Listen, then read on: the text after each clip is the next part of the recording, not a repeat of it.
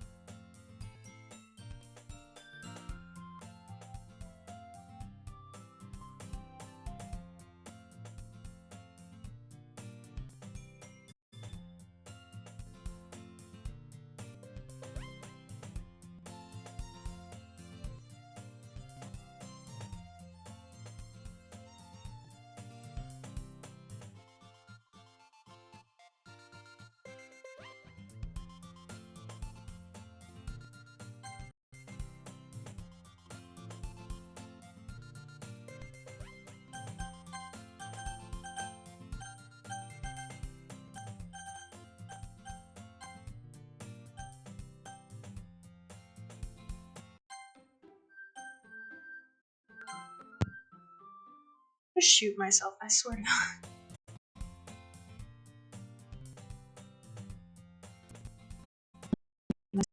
right now.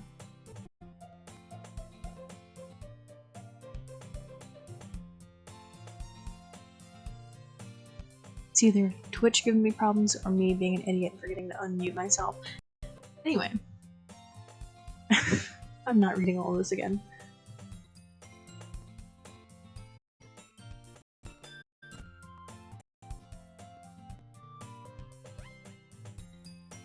We used to walk to school together on days like this, but starting around high school, she'd oversleep more frequently. I would get tired of waiting up. So if she's going to chase after me like this, I almost better off running away. However, I just sigh and idle in the front of the crosswalk and let Sayori catch up to me. Bitch is out of breath. I overslept. Again. Clearly.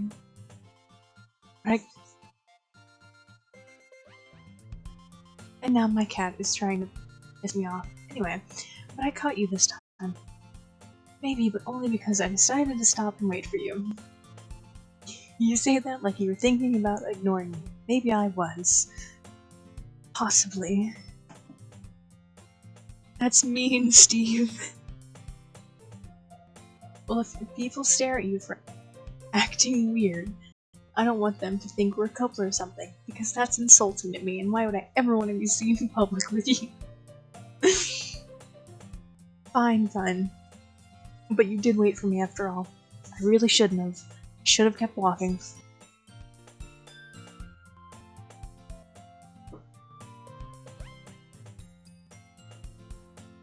I almost fell out of my own chair trying to shut the door. But you did wait for me after all.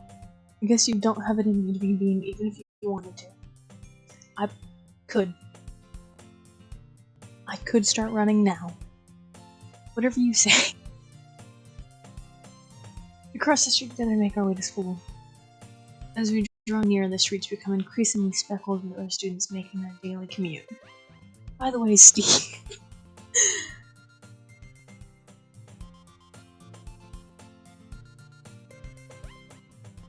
Have you decided to join a club yet? No. A club. A strip club. We're joining a strip club. Never mind, they're in like high school. Ignore that. I told you already, I'm not really interested in joining clubs. I haven't been looking either. That's not true. You told me you would join a club this year. Did I?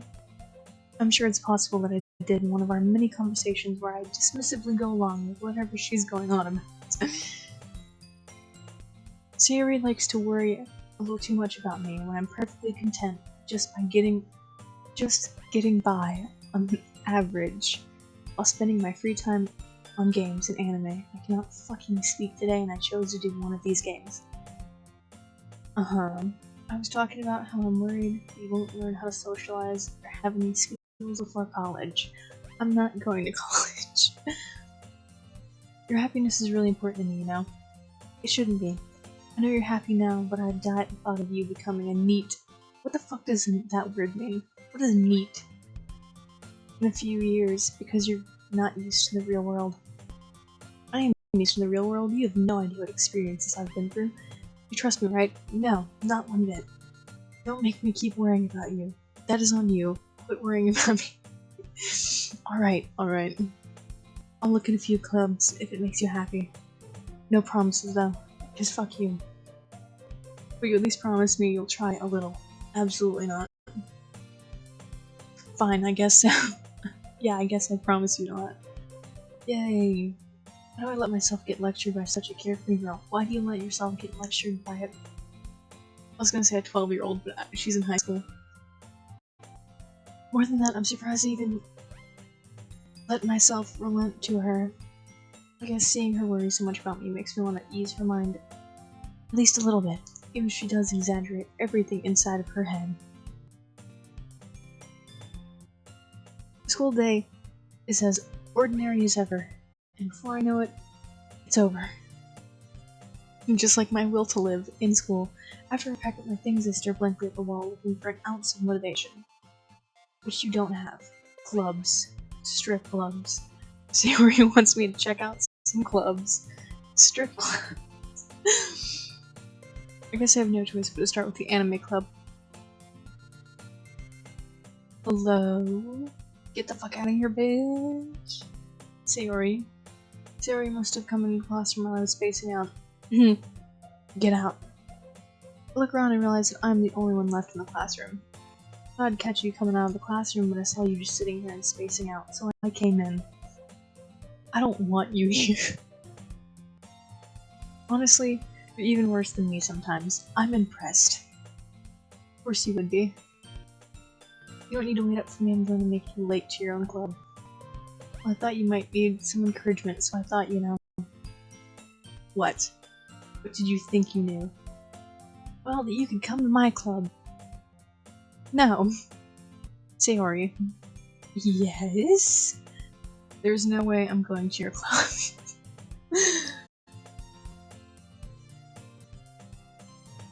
I hate how she looks doing that. Sayori is vice president of the literature club. Not that I was ever aware that she had any interest in literature. Yeah, bitch, read some H.P. Lovecraft and come back to me, you uncultured swine. In fact, I'm 99% sure she only did it because she thought it would be fun to help start a new club. You know what's just fun to start? A cult. Welcome. Since the day she first started showing interest. Since she was the first one who oh my god, I can't speak. Since she was the first one to show interest after the one who proposed the club, she inherited the title of vice president. Cool. Wrong button. That said, my interest in literature is guaranteed to be even less. Read some H.P. Lovecraft and get back to me on that. Yeah, I'm going to the anime club. You saying please is not going to do anything. Why do you care so much anyway? Well, I kind of told the club yesterday I would bring a new member. That was your dumbest idea ever. And Natsuki made cupcakes and everything. What the fuck is that? Don't make promises you can't keep. Exactly. Now let's not join the club, and let's get the fuck out of here. I can't tell if Sayori is really that much of an airhead, but she's so cunning as to have planned all of this out. I let out a long sigh. Fine, I'll stop by for a cupcake. You can always bribe me with food. Yay, let's go. And thus today marks the day I sold my soul for a cupcake. Me too. I would sell my soul for much less. I dejectedly follow Sayori across the school and upstairs, a section of the school I rarely visit, being generally used for third-year classes and activities. Sayori, full of energy, swings open the classroom door. Sup, bitches? Everyone, the new member is here. I told you, don't call me a new member. I glance around the room. Welcome to the Literature Club. It's a pleasure meeting you. Sayori always says nice things about you. Why is she talking about me to her book club? Also, technically speaking, she made me join a cultish book club. Best kind of cult to join. Joining any cult is not. Don't join cults. Unless you want to. Who am I to stop you? Seriously, you brought a boy? Why are you so offended by that? Do I look like a boy to you? Do I look like a boy to you, bitch? Fuck you. Girl number 2. Way to kill the atmosphere. Fuck you. Ah, Steve. What a nice surprise.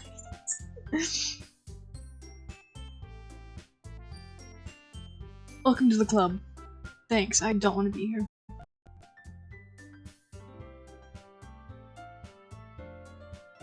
All words escape me in this situation. Isn't that Monica? I think that's Monica. This club is full of incredibly cute girls.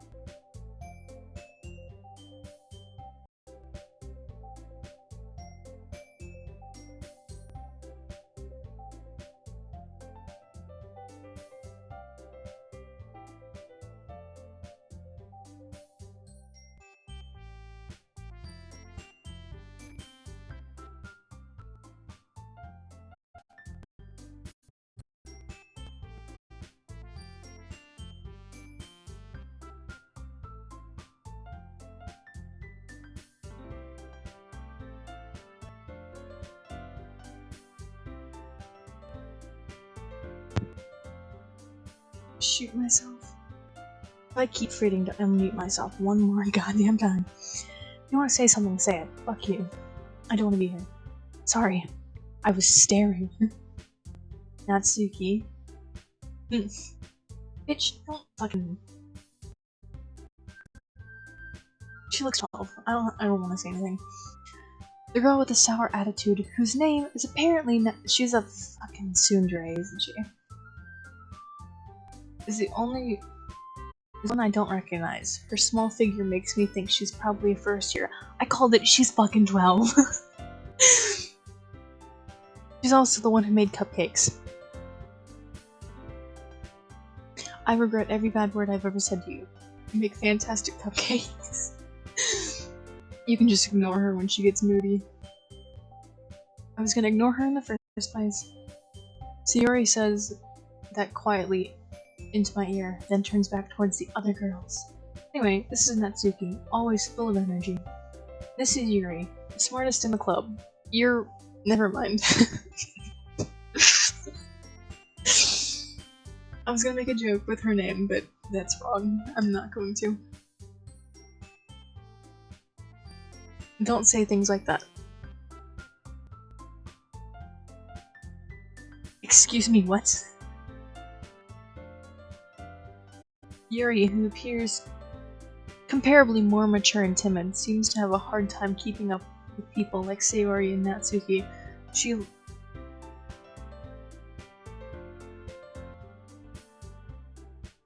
You can kind of see my... You can see my mouse. Kind of. Right. Yep. Anyway. Oh, well, it's nice to meet both of you. Is it, though?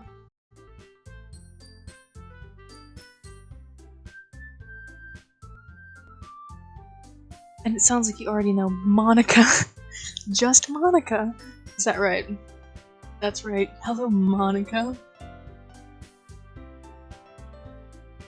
It's great to see you again, Steve. Why did I make the name Steve? I can't. Monica smiles sweetly. We do know each other. Well, we rarely talked, but we were in the same class last year. Monica was probably the most popular girl in class. Smart, beautiful, athletic, a great personality. Basically completely out of my league. I mean, probably. So having her smile at me so genuinely feels a little... you too, Monica? Come sit down, Steve. I cannot take this seriously with the fact that I named him Steve. I made room for you at the table so you can sit next to me or Monica. I'll get the cupcakes. Jesus Christ.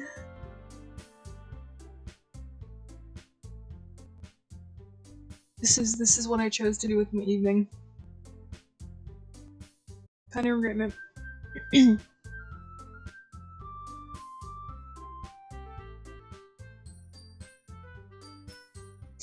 Hey, I made them. I'll get them. Sorry, I got a little too excited. Then how about I make some tea as well?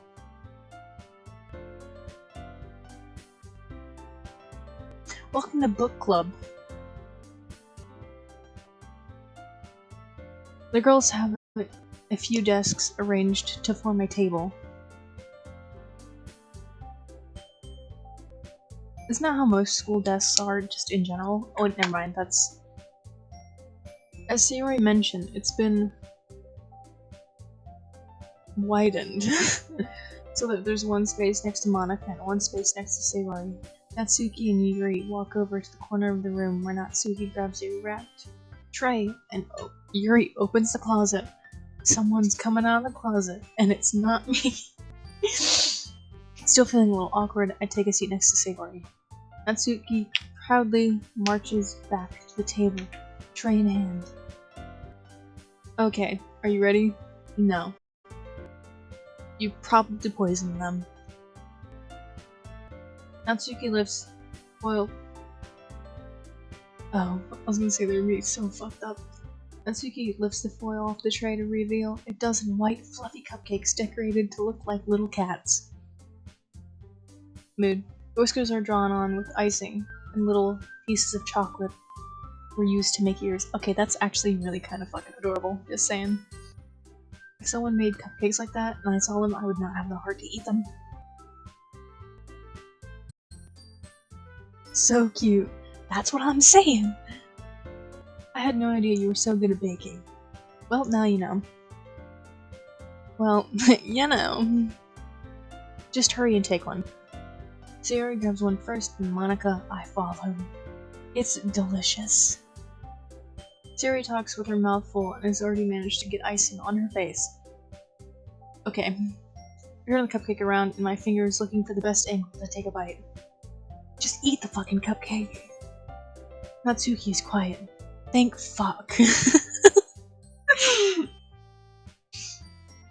I can't help but notice her sneaking glances in my direction. Quit looking at me, Mitch. What, you never seen a dude before?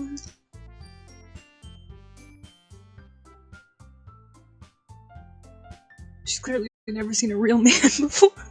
Is she what? Excuse you? My dog just opened my door. Is she waiting for me to take a bite? Apparently, finally, I bite down, taking off half of its face. The icing is sweet and full of flavor. I wonder if she made it herself. I don't know. Why don't you ask? She's literally right there. This is really good. Thank you. Why are you thanking me? It's not like I... What? Haven't I heard this somewhere before? It's not like I made them for you or anything. I thought you technically did, Sayori said. Well, maybe. But not for you, dummy. Jesus Christ. Alright, alright. I give up on Natsuki's weird logic and dismiss the conversation. Yuri returns to the table carrying a tea set. She carefully places a teacup in front of each of us before setting down the teapot next to the cupcake tray. You keep the whole tea set in this classroom. Why? Don't worry, the teacher gave us permission. Did they? What the fuck is my screen doing?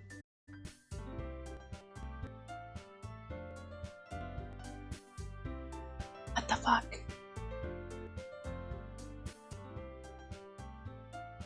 What is going on with this thing? I swear Twitch hates me.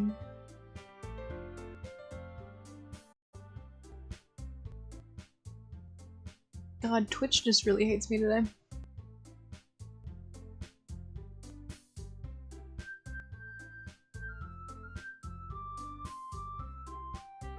Okay, don't worry, the teachers gave us permission. After all, doesn't a hot cup of tea help you enjoy a good book? I forget this is a book club. I guess. Don't let yourself get intimidated, Yuri's just trying to impress you. Because I'm the only male here. Clearly. That's not... Insulted, Yuri looks away. I mean, I meant that, you know. How many of these girls are gonna be so intimidated by my existence? I believe you. I don't believe you. Not in the slightest. Well, tea and reading might not be a pastime for me, but I at least enjoy tea. That is true. But I'm glad. God. Yuri faintly smiles to herself in relief. You ever just have one of those moments when it hits you like, what the fuck are you doing with your life?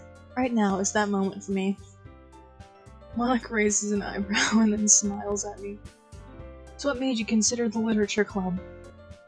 I was forced into your cultish book club, and I don't want to be here. I was afraid of this question.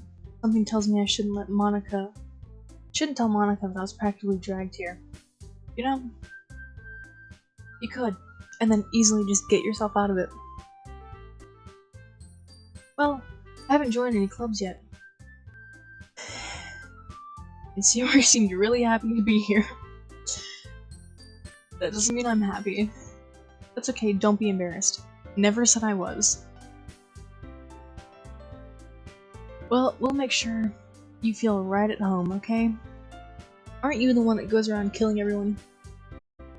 As president of the Literature Club, it is my duty to make the club fun and exciting for everyone. No. Monica. I'm surprised. How come you decided to start your own club? Yes, give me all of the details. You could probably be a board member for any of the major clubs. Weren't you a leader of the debate club last year?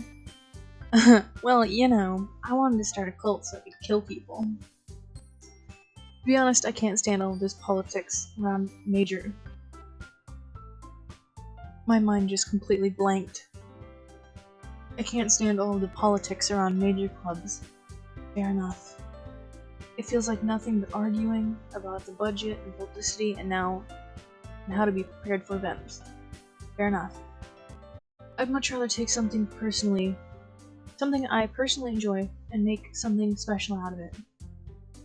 Fair enough. If it encourages others to get into literature, then I'm fulfilling that dream. Okay. But have you read H.P. Lovecraft? Monica is really a great leader. Is she, though?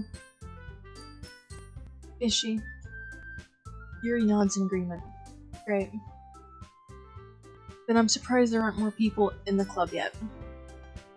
It must be hard to start a new club. Is it? I was never in clubs in high school. You can put it that way. Not many people are interested in putting all the effort into something... Putting all the effort to start something brand new. I mean, that is... fair enough. Especially when it's something that doesn't grab your attention, like literature. Yeah, book club isn't the most original thing you could have come up with. You have to work hard and convince people that you're both fun and worthwhile. Can't relate. But it makes school events like the festival that much more important. I'm confident that we can all really grow this club before we graduate. Right, everyone? Yeah! We're gonna make this club a thing! We'll do our best. You know it. Everyone enthusiastically agrees. Such different girls, all interested in the same goal. Books. And starting a cult. Monica must have worked really hard just to find these three.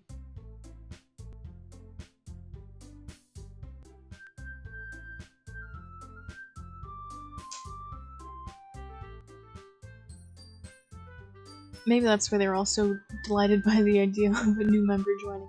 Because they don't have any friends, and there's no one else that can deal with their bullshit. Though I still don't really know if I can keep up with their level of enthusiasm about literature. I can't. Does it look like I read? Because I don't. So Steve, what kind of things do you like to read? H.P. Lovecraft. Considering how little I've read the past few years, I don't really have a good way of answering this. Manga. And that was your good way of answering this. I mutter quietly to myself, half joking. Jesus Christ. Natsuki's head suddenly perks up. It looks like she wants to say something but keeps quiet. She secretly also reads manga. Not much of a reader, I guess. Well, that can change. It's not going to change. I have an entire bookshelf of about 100 books that I have yet to read. So I peaked in high school. What am I saying? I'm not gonna read. I spoke out. Fuck's sake. I spoke without thinking after seeing Yuri's sad smile. Anyway, what about you, Yuri? Let's see. Yuri traces the rim of her teacup with her finger. My favorites are usually novels that build deep and complex fantasy worlds. Interesting, I guess? The level of creativity and craftsmanship behind them is amazing to me. Fair enough.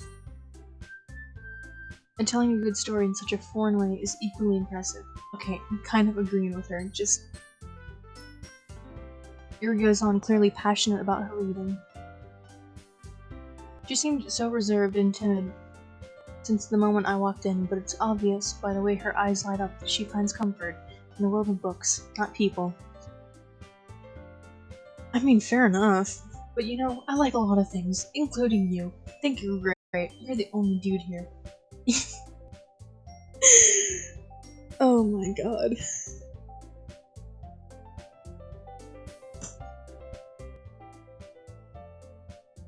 Stories with deep psychological elements usually immerse me as well. Okay.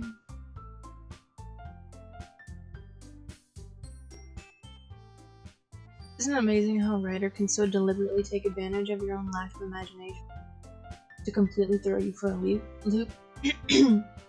God, I am not made for speaking for the long times.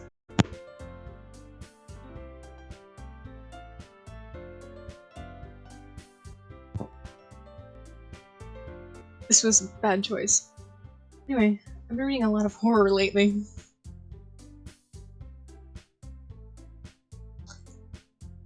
Okay. I read one singular horror book once. I desperately grasped something I can relate to at the minimal level. At this rate, you might as well be having a conversation with a rock.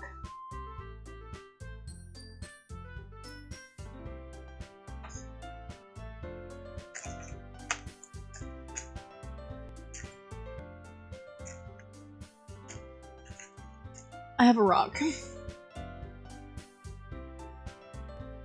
This is what she's having a conversation with now. This is Steve. Steve the Rock. Really? I wouldn't have expected that, Yuri. Did I ask for you to join this conversation? For someone as gentle as you. I guess you could say that. But if a story makes me think or takes me to another world, then I really can't put it down. Okay, yeah, that was me in high school.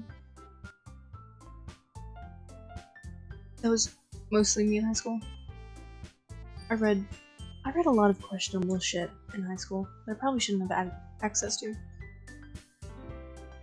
Surreal horror is often successful at changing the way you look at the world, only for a brief moment. Ugh, I hate horror. No one asked you. Oh, why is that? Because she's a little bitch. Well, I just... What, can't finish your sentence now? Natsuki's eyes dart over me for a split second. She wants to impress me, but she knows she can't. Never mind. That's what I thought. That's right, you usually like to write about cute things, don't you, Natsuki? What? What gives you that idea? You left a piece of scrap paper behind at the last club meeting. It looked like you were working on a poem called Don't Say It Out Loud. And give that back. Fine, fine. Your cupcakes, your poems, everything you do is just about as cute as you are.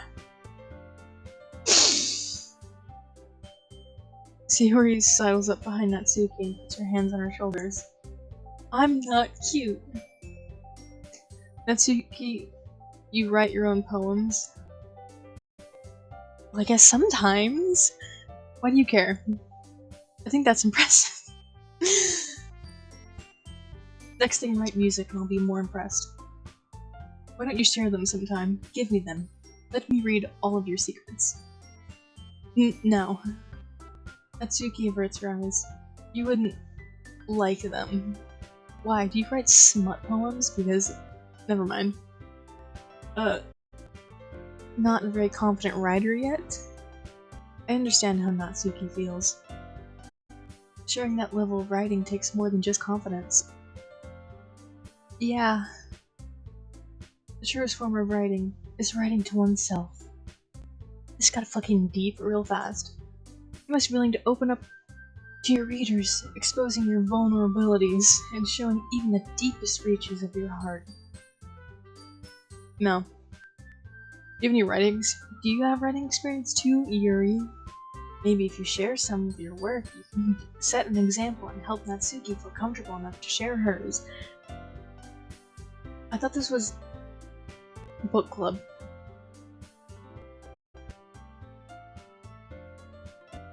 I guess it's the same for Yuri. No one wants to show me their poems.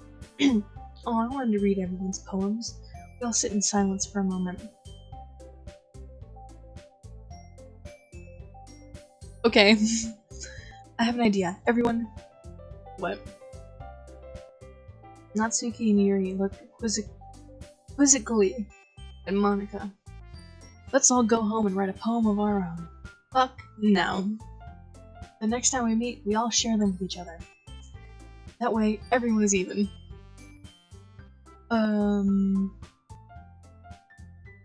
Yeah, let's do it! No, let's not. Plus, now that we have a new member, I think it'll help us all get a little more comfortable with each other and strengthen the bond of the club. Isn't that right, Steve? I can't change the name either, so it's stuck at Steve, and that fucking kills me. Monika smiles warmly at me once again. Hold on, there's still one problem. What's that? Now that we're back to the original topic of me joining the club, I bluntly come forth with what's been on my mind this entire time. I never said I would join this club.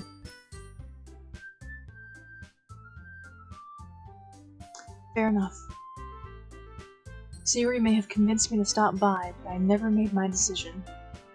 I still have other clubs to look at, and, I lose my train of thought. All four girls stare back at me with dejected eyes. No, they look sad now. I hate how sad they look. Now I feel bad. But, don't look at me like that. I'm sorry, I thought- oh god. I feel so bad. Steve. You all... I'm defenseless against these girls. How am I supposed to make a clear-headed decision when it's like this?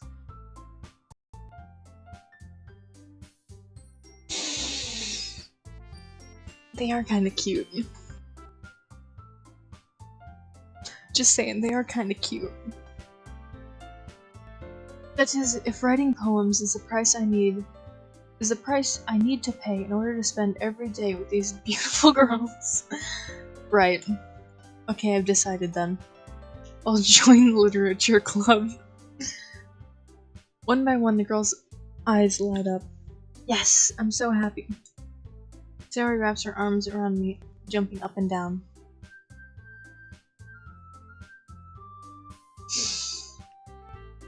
Hey, you really did scare me for a moment. If you really just came here for the cupcakes, I would be super pissed. Who's gonna tell her? Then that makes it official. Welcome to the Literature Club. Thanks. I guess. Okay, everyone. I think with that, we can officially end today's meeting on a good note. Everyone remember tonight's assignment. Why the fuck are you giving me homework for a club? Write a poem to bring to the next meeting so we can all share. Monika looks over at me once more. Steve, I look forward to seeing how you express yourself. Yeah. Can I really impress the class star Monika with my mediocre writing skills? I already feel anxiety welling up inside of me. Meanwhile, all the girls continue to chit-chat as Yuri and Natsuki clean up their food. Hey, Steve, since we're already here, wanna walk home together? That's right, Sayori and I never walk home together anymore, because she always stays after school, for clubs. I was promised a strip club. Sure, might as well. With that, the two of us depart the club room and make our way home. You know, this is not the kind of club I thought I'd be joining. The whole way, my mind wanders back and forth between the four girls. Sayori, Natsuki, Yuri, of course, Monika.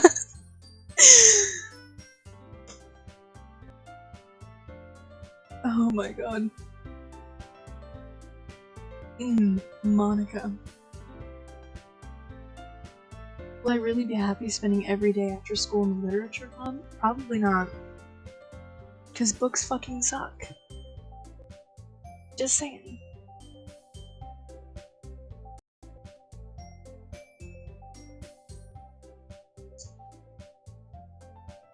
Perhaps I'll have the chance to grow closer to one of these girls. So you're doing this because you want to smash. Alright. I just need to make sure that I just need to make the most of my circumstances, and I'm sure good fortune will find me. I guess it starts with writing a poem tonight. Time to write a poem. Pick words you think your favorite club member will like. Something good might happen with whoever likes your poem the most. Okay.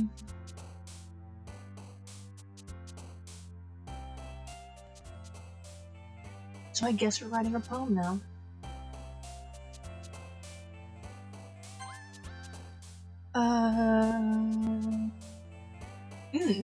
Sticky.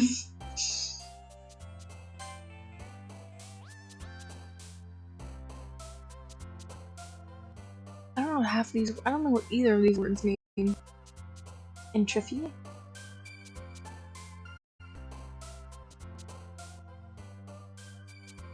The fuck was that?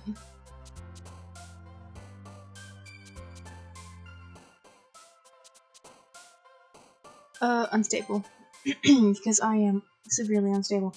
Ooh, suicide.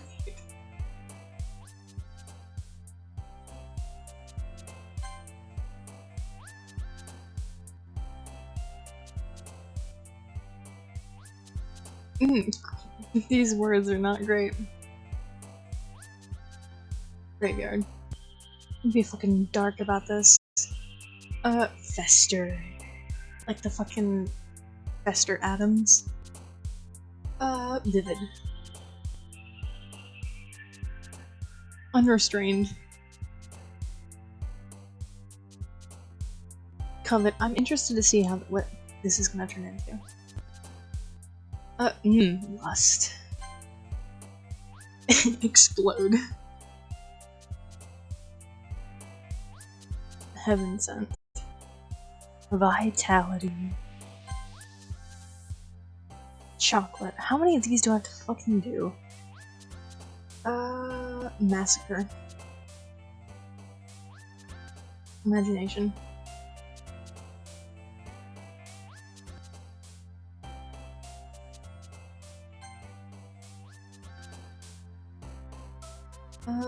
Essence. And milk. And determination. We're gonna see what this turns into. Hi again, Steve. Glad to see you didn't run away. Nah, don't worry. This might just be a little strange for me, but I'm keeping my I at least keep my word. I cannot fucking speak. Well, I'm back at the literature club. I was last to come in, so everyone else is already hanging out. Also, no, I have not seen that movie. If that even is a movie, I feel like it's gonna be some kind of fucked up joke. I was the last to come in, so everyone else is already in the class, hanging out. Thanks for keeping your promise, Steve. Hope this isn't too overwhelming of a commitment for you. Making you dive headfirst into literature when you're not accustomed to it. Who said I wasn't accustomed to literature?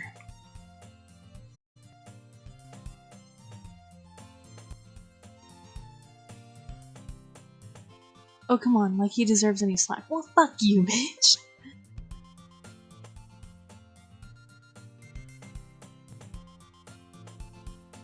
So you already told me you didn't want to join any clubs this year. Because I don't. And last year too. Because I didn't want to. I don't know if you plan to just come here and hang out or what. But if you don't take us seriously, then you won't see the end of it. I mean, I can go.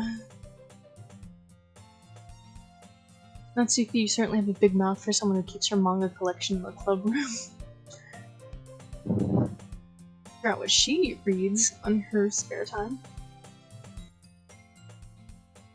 Natsuki finds herself stuck between saying Monica and manga. Manga is literature. She's got a point. Kind of. Swiftly defeated Natsuki plops back into her seat. Don't worry, guys. Steve always gives it his best as long as he's having fun. He helps me with busy work without me even asking, like cooking and cleaning my room. How dependable. Siri, that's because your room is so messy, it's distracting. Get wrecked. You almost set your house on fire once. How dare you shame me? Is that so? You two are really good friends, aren't you? Might be a little jealous. I mean, if you want, we can get a little bit closer, if you know what I'm saying. How come you and Steve can become good friends too? I'm just saying, if you want to get a little bit closer, I'm not opposed. Sayori. As usual, Sayori seems oblivious to the weird situation she just put me into. Oh. Yuri even brought you something today, you know? Wait, Sayori. Me? What did you bring me? Did you bring me a smut? Did you bring me a poem? Don't be shy. It's really nothing. What is it?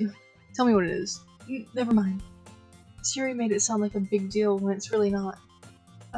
What do I do? I'm sorry, Yuri. I wasn't thinking. I guess that means it's up to me to rescue the situation. Hey, don't worry about it. First of all, I wasn't expecting anything in the first place. So, any nice gesture from you is a pleasant surprise.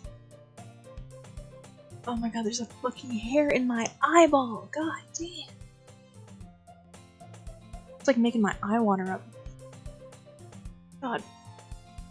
It'll make me happy no matter what. Is that so? Maybe. God, what the fuck is in my eyeball?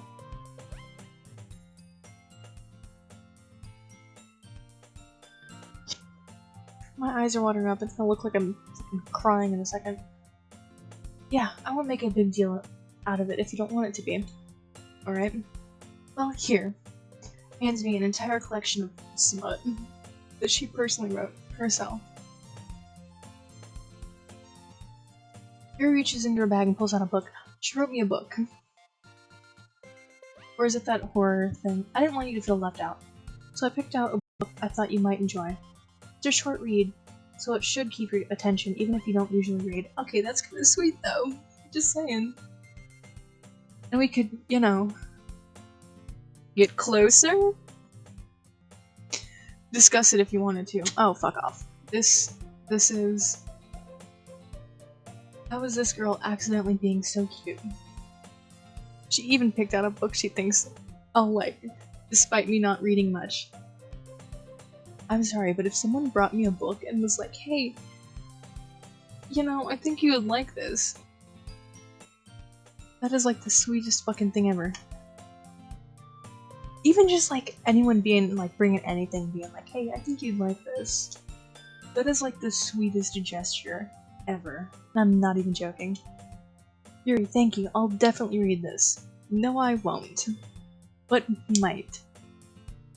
I enthusiastically take the book. Phew. Well, you can read it at your own pace. I look forward to hearing what you think. Now that everyone's settled in, I expect Monica to kick off scheduled activities for the club. But that doesn't seem to be the case. Sayori and Monica are having a cheery conversation in the corner.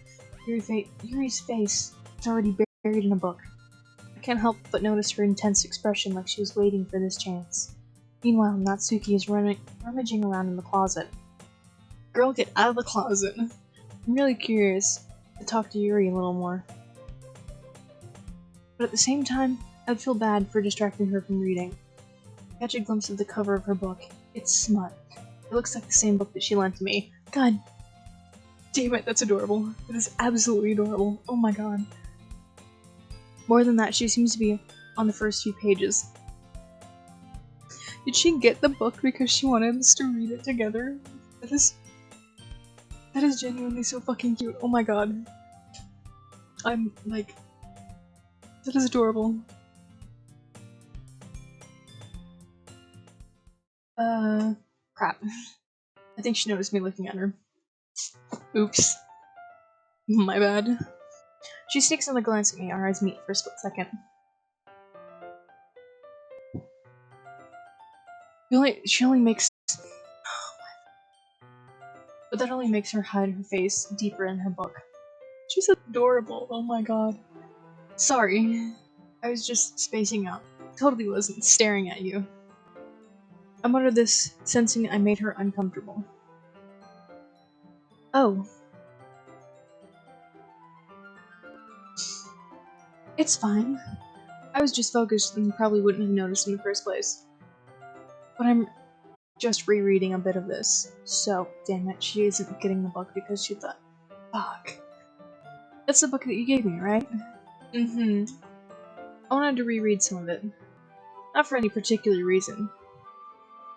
Just curious how come you have 2 copies of the same book. You know,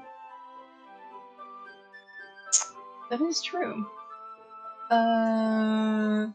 Well, when I stopped at the bookstore yesterday, that's not what I meant.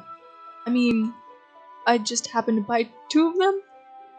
Ah, I see. There's something fairly obvious here that Yuri isn't telling me, but I decided to let it go.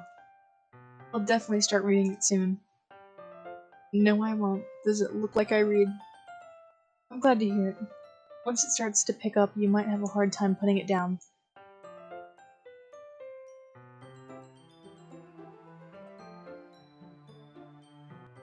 No. How about just no?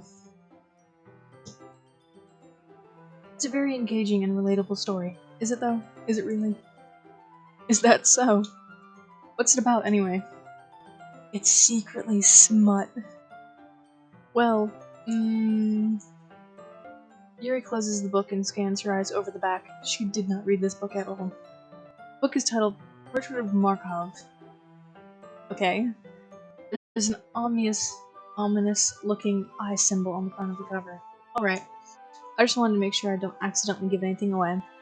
Basically, it's about this girl in high school who moves in with her long-lost younger sister. But as soon as she does, her life gets really strange. She gets targeted by these people who escaped from a human experiment prison. Jesus Christ! And while her life's in danger, she needs to desperately choose who to trust. No matter what she does, she ends up destroying most of her relationships, and her life starts to fall apart. This is starting to sound a little too relatable. That's kind of... fucking dark?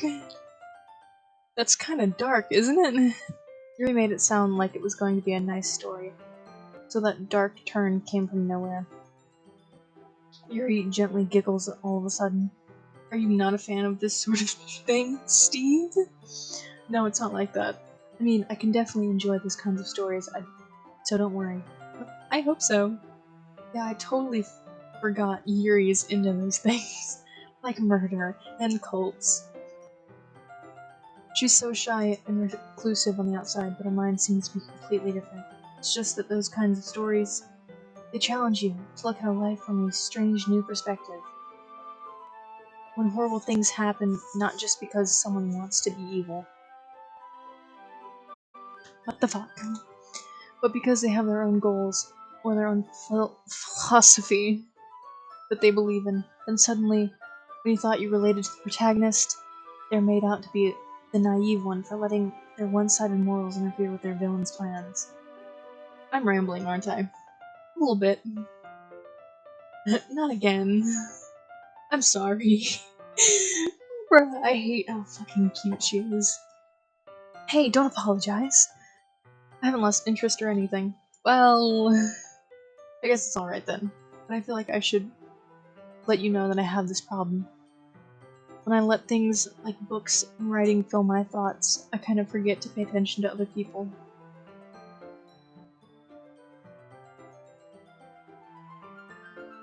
She's so fucking cute. So I'm sorry if I end up saying something strange. And please stop me if I start fucking too much. That's...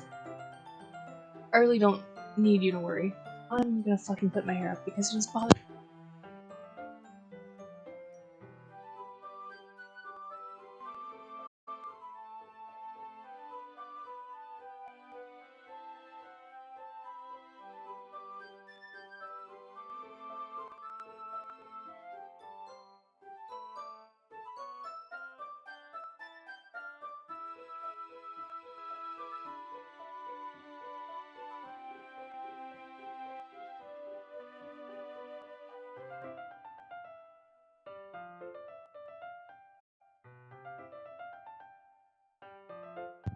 Isn't there an awful fun fact about that word? There's one that's spelled like S-Y-M-P, and it's something to do with communists. I can't remember what it is about communists, but there's something to do with communists. That just means you're passionate about reading. At least I can do is listen. It's a literature club after all. Yeah, why did you join the fucking literature club for— Okay, being entirely fair, I would probably join a club for cute girls too. Well, that's true. In fact, I might as well get started reading it, right? You don't have to. What are you saying? Just a moment ago, you said you were looking forward to it. Got a whole lot quiet now. Let me just get the book. I quickly retrieved the book that I had put into my bag. Alright. It's fine if I sit here, right? I slip in the seat next to Yuri's. She's getting flustered.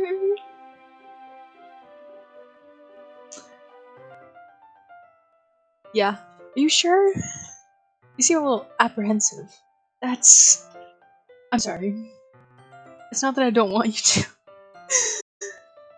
What's the one that's, I only know fucking like Yandere and Tsundere. What the fuck are the rest of them?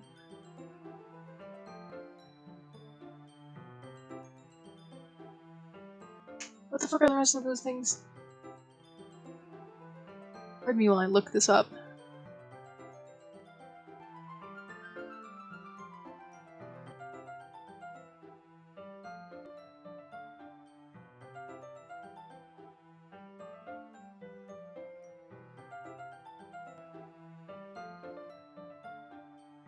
Okay, I cannot pronounce half of those. So we're just gonna completely ignore that.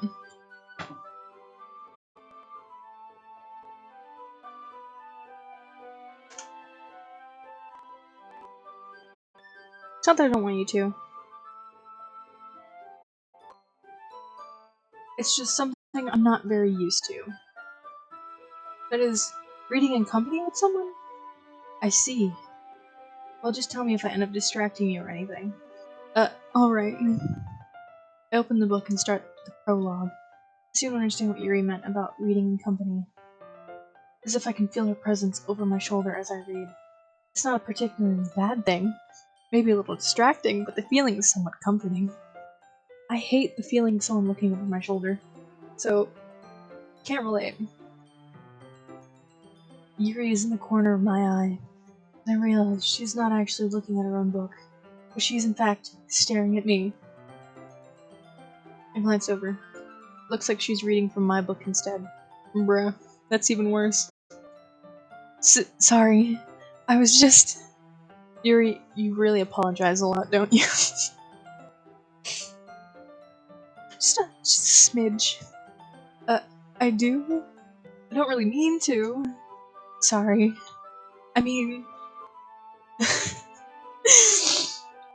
Here, this should work, right? I slide my desk until it's up against Yuri's and hold my book more in between the two of them. I suppose so. Yuri timidly closes her own copy. If my cat keeps fucking with my door, I swear to God. Once we lean into... Fuck me. Once we lean in a little bit, our shoulders are almost touching. It feels like my left arm is in the way, so instead I use my right hand to hold the book open. Do the whole, like, fucking putting your arm... Do the whole putting your arm around her thing.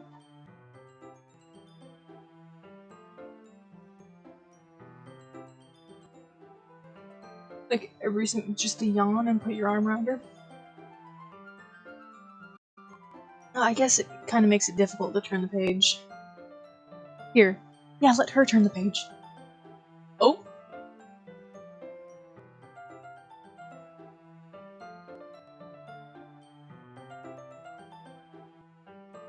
Bro, she kinda cute. Yuri takes her left arm and holds the left side of the book between her thumb and forefinger. Ah. I do the same with my right arm, on the right side of the book. That way, I turn a page and Yuri slides it under her thumb after it flips to her side. I do not understand this, but okay. When holding it like this, we're huddled even closer together than before.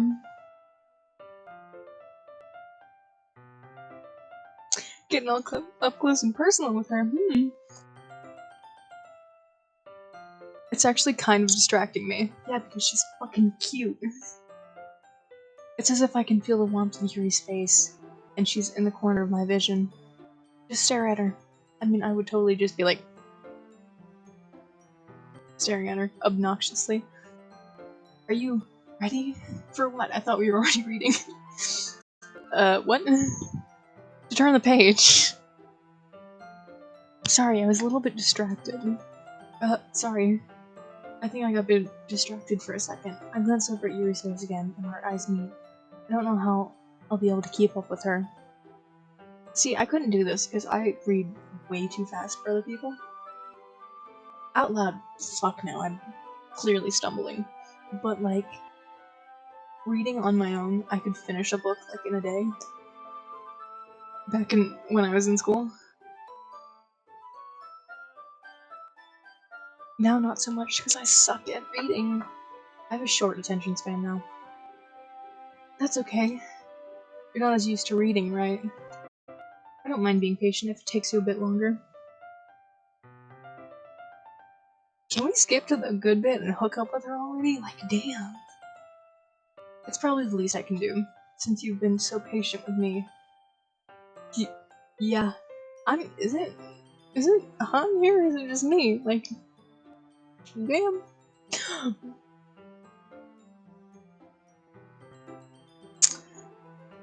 Thanks. You continue reading. Yuri no longer asks me if I'm ready to turn the page. Instead, I just assume that she finishes the page for me, so I turn it by my own volition. We continue the first chapter in silence. Even so, turning each page almost feels like an intimate exchange. I mean, I'm willing to get a little bit. Never mind. My thumb gently letting go of the page, letting it flutter over to her side as she catches it under her own thumb. Hey, Yuri. This might be a silly thought, but the main character kind of reminds me of you a little bit. Interesting. You think so? How does she? Well, I guess she's more blunt in a lot of ways, but she also second guesses all the things that she says and does. Like she's afraid she'll do something wrong. It's not like I can see you in her head or something, but they're kind of reminiscent of some of your mannerisms. I see. Yuri remains silent for a moment. But Steve. I can't go over the fact I named him Steve. I genuinely can't go over the fact I named him Steve. That's probably a terrible thing to have in common with her. Well, I'm sorry, is that insulting now? That's so embarrassing that you think that. Oh damn, I'm sorry, I didn't mean to embarrass you. Wait, I didn't mean it in a bad way or anything. Sorry, I really didn't know you were self-conscious about that sort of thing. I think we done fucked up. I guess I more meant it's kind of cute.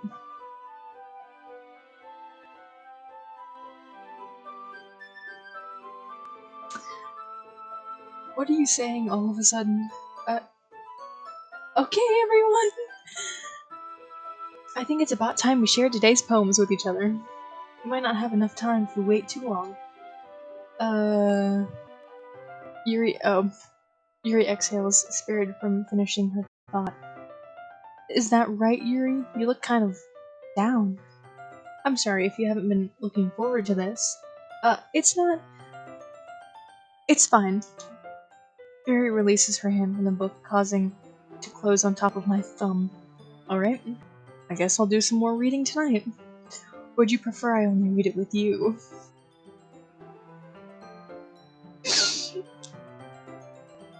You wanna read together sometime? I guess I don't have too much preference either way. God damn it, give me a yes or no answer. If that's the case, I'll read a little more tonight. It'll be more fun to read with you after it picks up a bit, you know? Yeah, because then you can sit there and stare at her reaction.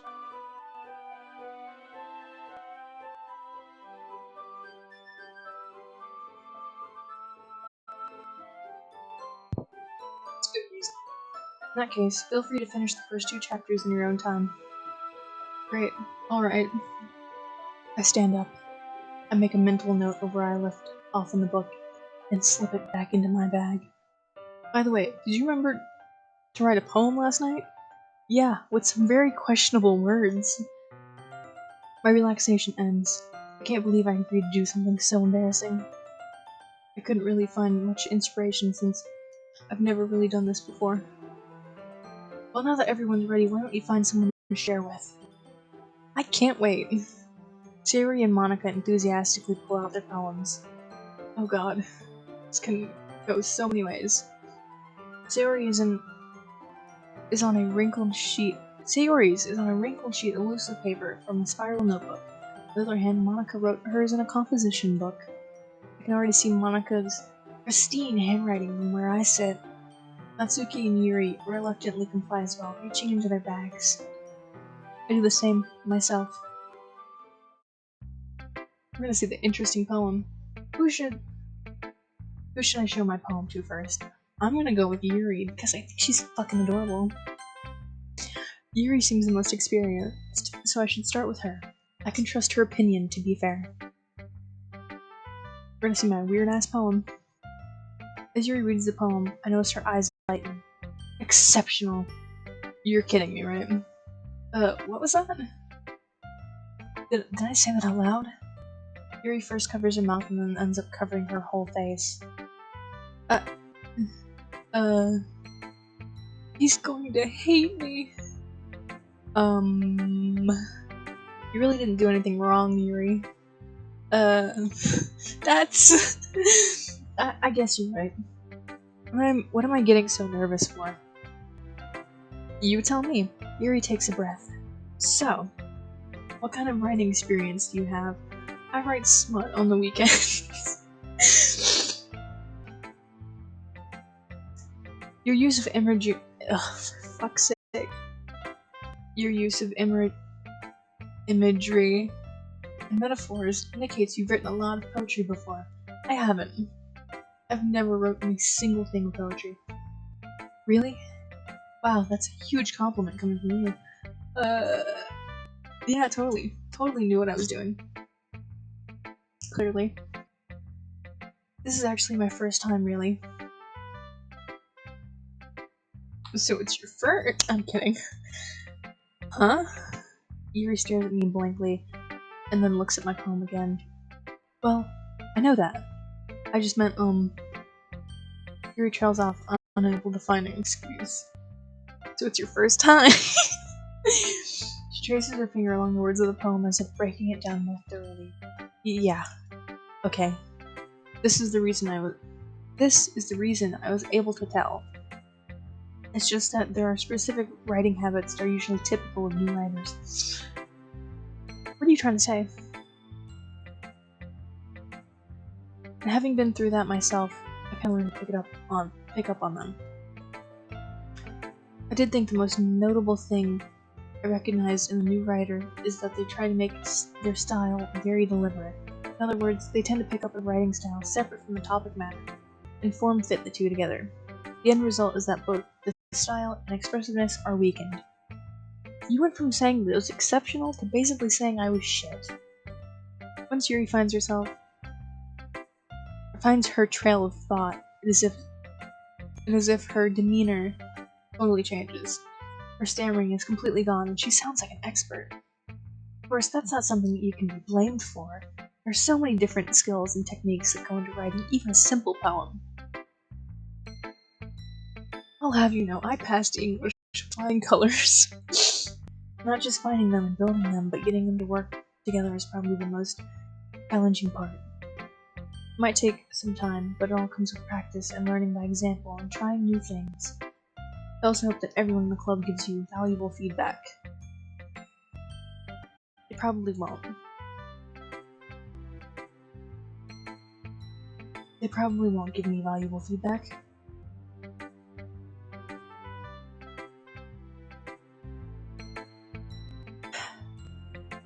I also hope that, yep.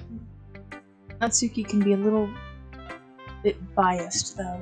Biased? Ow, what the fuck do you mean, biased? Well... Never mind. My worst subjects were, like, fucking science and math. English, flying colors. English and history. 2 flying colors. I love those 2 classes. Everything else failed. Completely. I shouldn't be talking about people like that. Sorry. It's fine. I'm not sure if Yuri is apologizing to herself or to me, to Natsuki. Do you mind if I read your poem now? It's gonna be smart. Please do! I'd love to share my thought process behind it. Yuri smiles dreamily, as if that's a rare opportunity for her, which in itself, kinda funny. After all, isn't it supposed to be a literature club? I cannot fucking read this.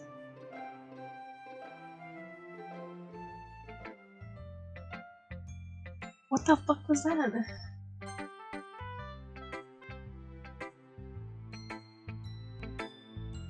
I could not read any of that. Carrying on. I'm sorry to have such terrible handwriting. After I just said I couldn't fucking read.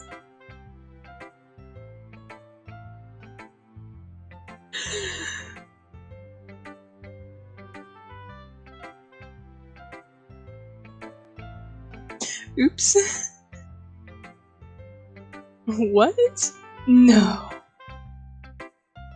Totally don't have horrible handwriting. I wasn't thinking that at all.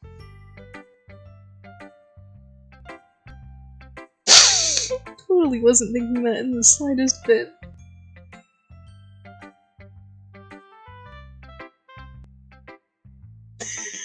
Anyway. But it took you a long time to read. It was like 1 second. I didn't even read it. Well, I just don't read script very often. I actually think your handwriting is pretty. Yeah, pretty fucking awful.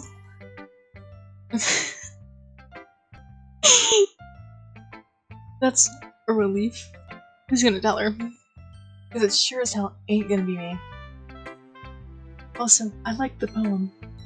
Even though it's short, it was really descriptive. Was it? I couldn't tell.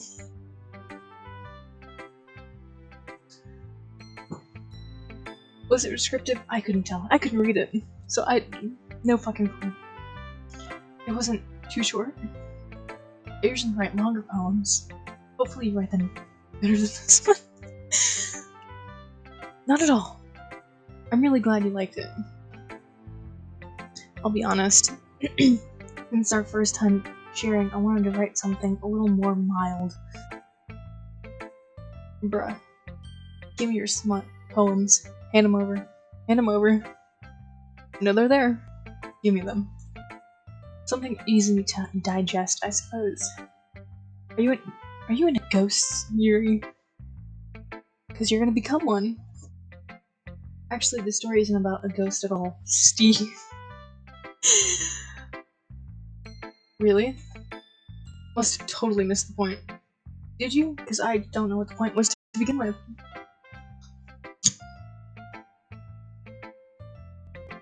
Well, I suppose you did only glance over it after all. Yeah, because I couldn't fucking read it.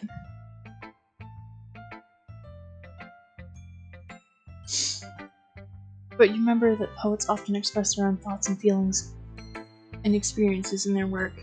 Isn't that something you've told me? Or am I wrong? They usually do more than tell a simple story or paint a picture.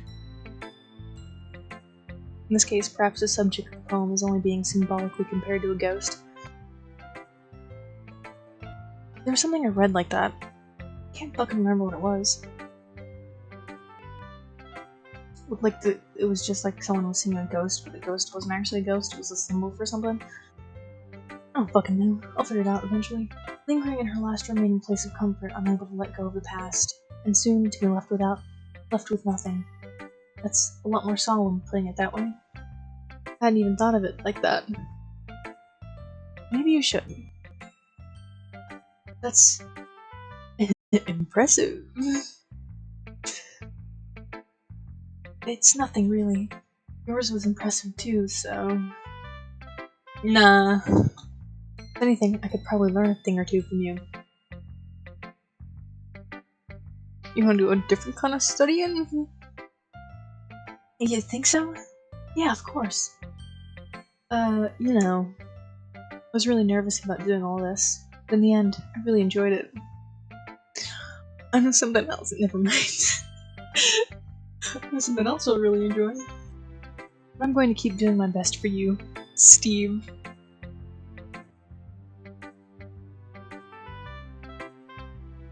I have to keep my composure with the fact that I named him fucking Steve.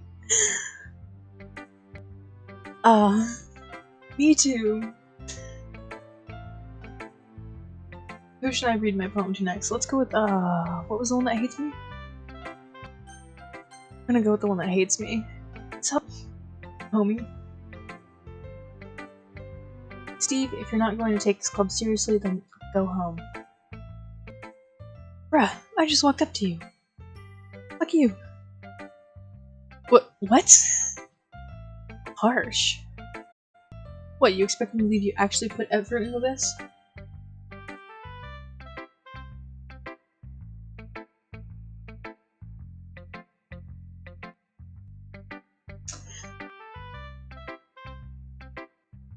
You know, I can go if you'd like me to.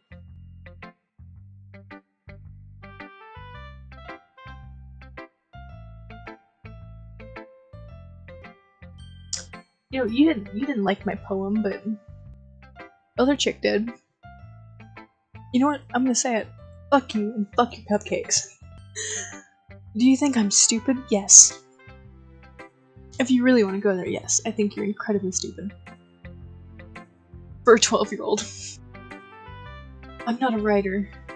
Maybe it's not very good, but I did put effort. We all start somewhere, right? You're still proud of the first poem you ever wrote, then I'd like to read it. What? Can't fucking talk now, bitch? Painful to think about? Fine. Well, sorry. It'll get better anyway. Yeah, because it's a fucking literature club. I tell you what to improve, but you're better off just trying again. You know, this is why I like Yuri more than you. Fair enough. Well, to each their own, I guess. Anyway, I guess I gotta share mine now. Knowing you, you'll probably think it's stupid. Yes! Because I will think anything coming from you is stupid. Because fuck you, and fuck your cupcakes. Eagles can fly, monkeys can climb, crickets can leap, horses can race, owls can seek, cheetahs can run, eagles can fly, people can try, but that's about it. What the f- You thought mine was bad. The fuck is this? This is shit. Actual shit. Yeah, it was pretty fucking stupid.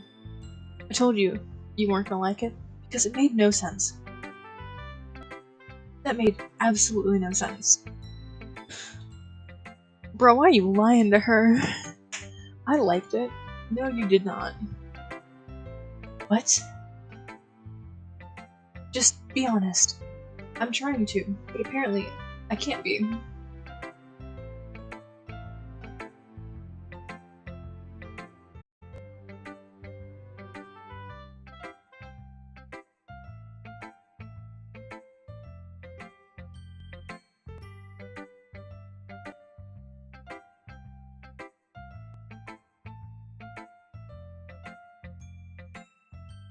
Sorry, I just saw something really weird.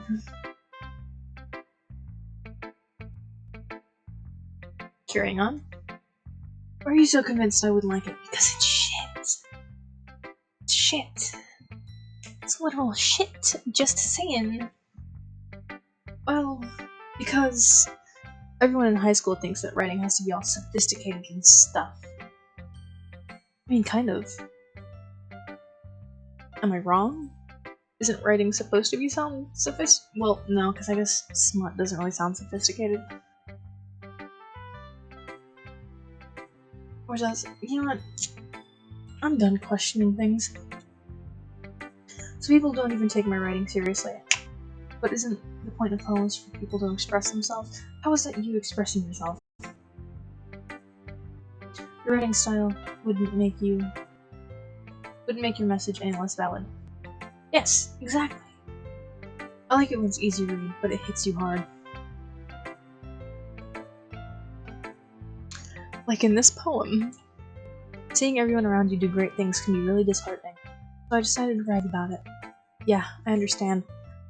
That has nothing to do with her fucking poem, though. But the other nice thing about simple writing is that it puts more weight on your wordplay. Like I set up for a rhyme at the end, but then made it fall flat on purpose. Helps bring out the feeling in the last line. So you did. I guess more went into it than I realized. That's what it means to be a pro. Your fucking poem was... whatever. I'm glad you learned something. Didn't expect that from the youngest one here, did ya? I forget you're 12. Yeah, guess not. I decided to humor her with that last comment.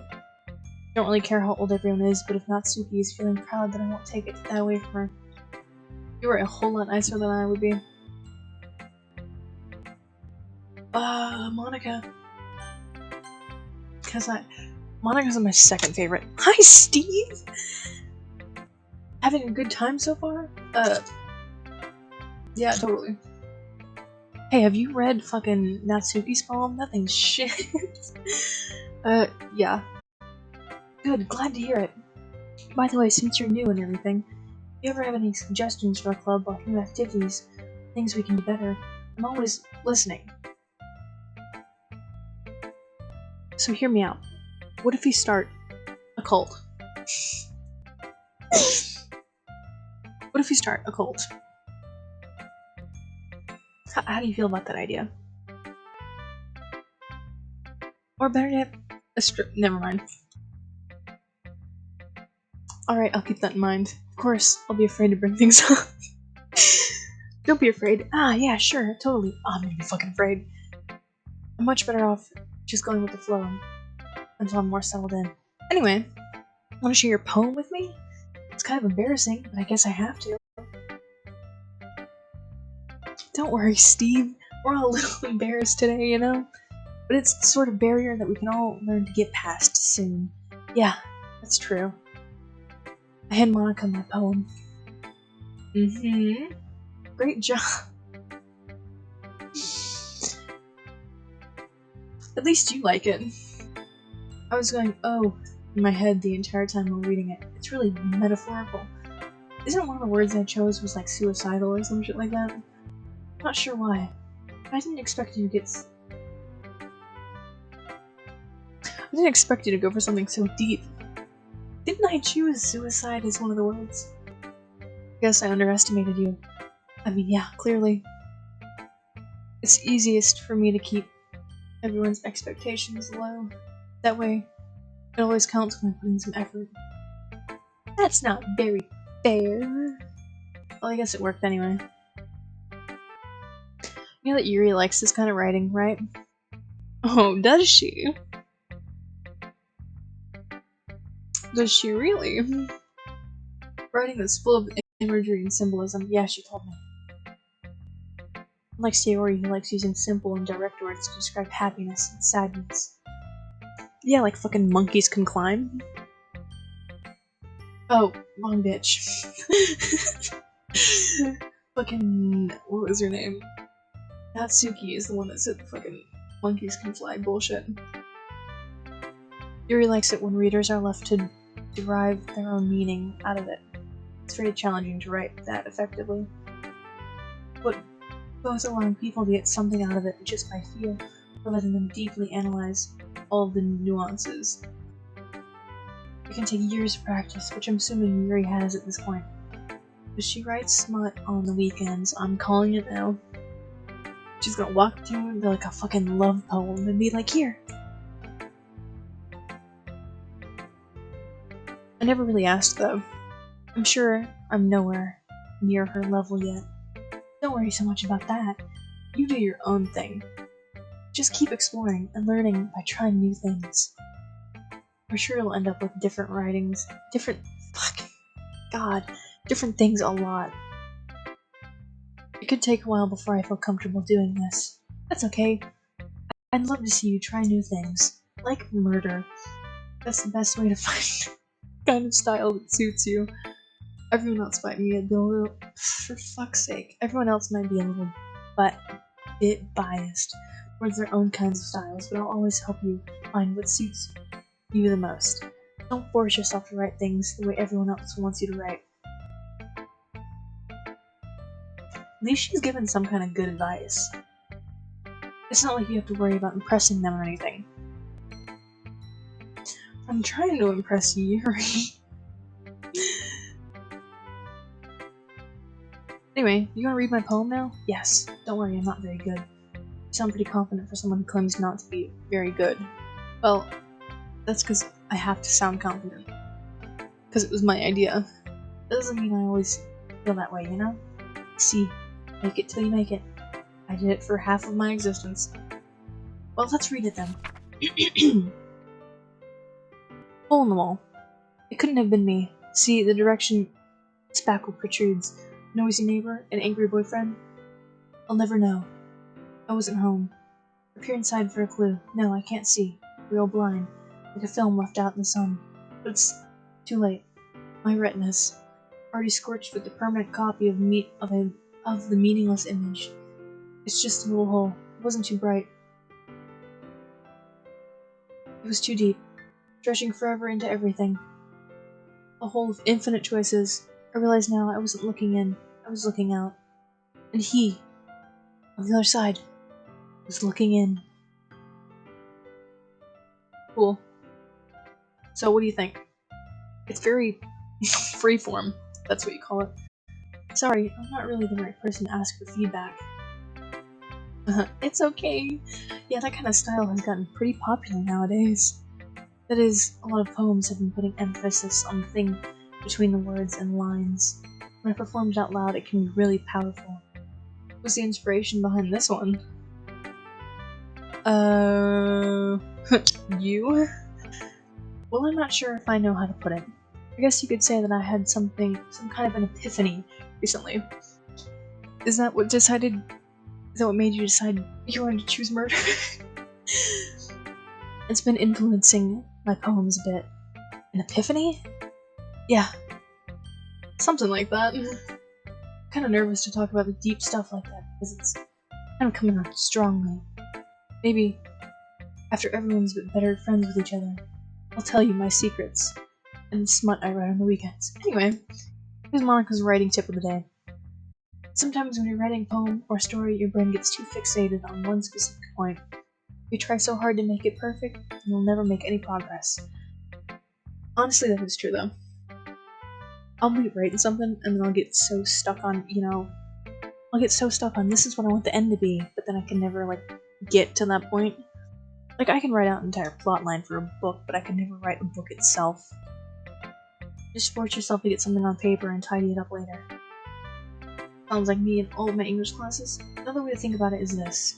If you keep your pen in the same spot for too long, you'll just get a big puddle of ink. So just move your hand and go with the flow. That's my advice for today. Thanks for listening. If you had a podcast, it would be the most boring podcast ever. Sayori. This is a good poem, Steve. Are you sure it's your first time? You don't need to know whether or not it's my first time. I need to stop making those jokes. Of course, It's not that good. I'm the kind of guy who would be writing poems in his spare time. Oh, am I the kind of guy who would be writing poems in his spare time? Do I look like I could do that? I look like I secretly sit in my room at night and write to myself. I guess you're right. That's why it impressed me. Well, to be honest, I was afraid that you wouldn't do it seriously. God, you joined a literature club because they forced you into it, and now they don't think you're taking any of it seriously. Or that you wouldn't write one at all. Thought about it. I'm really happy that you just wrote one. Reminds me of how you're really part of the club now. Not to mention the fact that I'm standing in front of the club, standing in front of you in the club room. Well, of course, I'm not really into it yet. That doesn't mean I'll break my promise. See? It's like I said before, Steve. Deep down, you're not selfish at all. Bro, who said I was selfish to begin with? Trying new things like this for other people. That's something that only really good people do. Also, hello there. Thanks, Sayori. I'm not sure if Sayori sees the full picture of my motive here. And again, can't deny that she's part of the reason why I joined. She forced you into this goddamn club. Knowing how much this means to her and all. Yeah, I'm gonna make sure you have lots of fun here. Okay? Okay? That'll be my way of thanking you. Alright, I'm going to hold you to that then. Yay! God. Now you'll read my poem too, right? Yeah, don't worry. I'm really bad at this. We'll see about that. Give me your poem. Dear sunshine, the way you glow through my blinds in the morning makes me feel like you missed me, kissing my forehead to help me out of bed, making me rub the sleepy from my eyes. Are you asking me to come out and play? Are you trusting me to wish away a rainy day? I look above, the sky is blue. It's a secret, but I trust you too. If it wasn't for you, I could sleep forever. But I'm not mad. I want breakfast.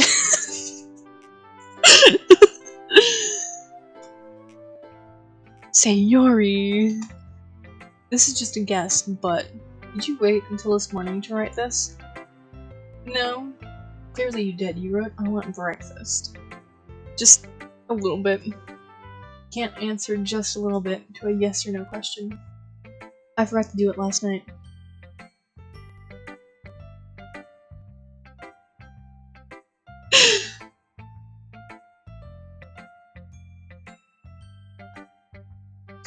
For context, he joined a book club.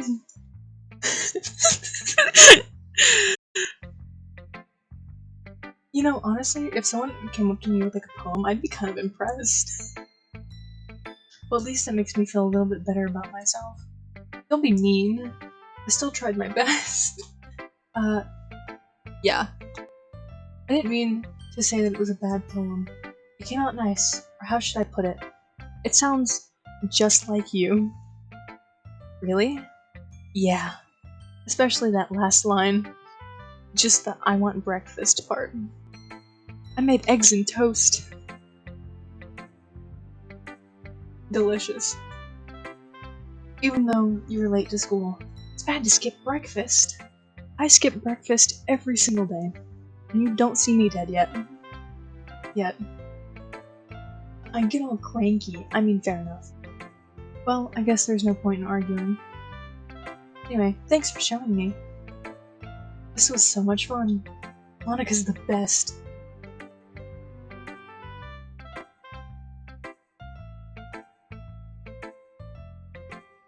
You know, that is a fair enough point.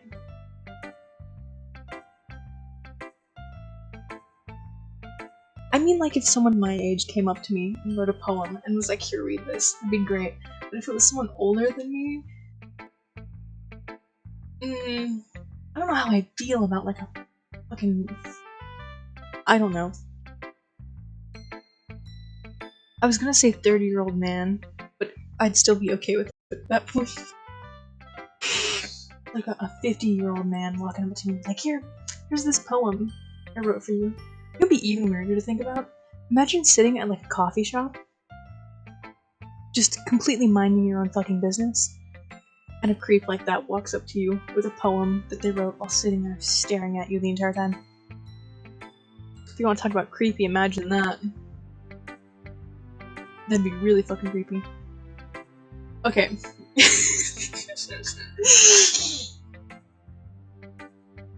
Maybe not 30.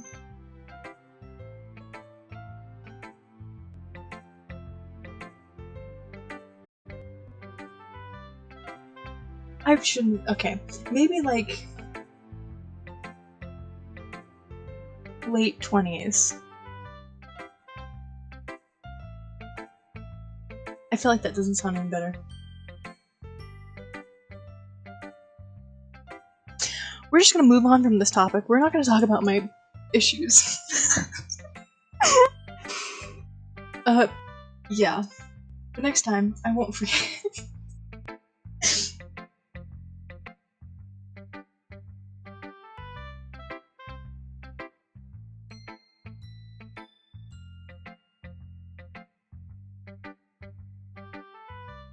You've got a point. And I learned that way long ago.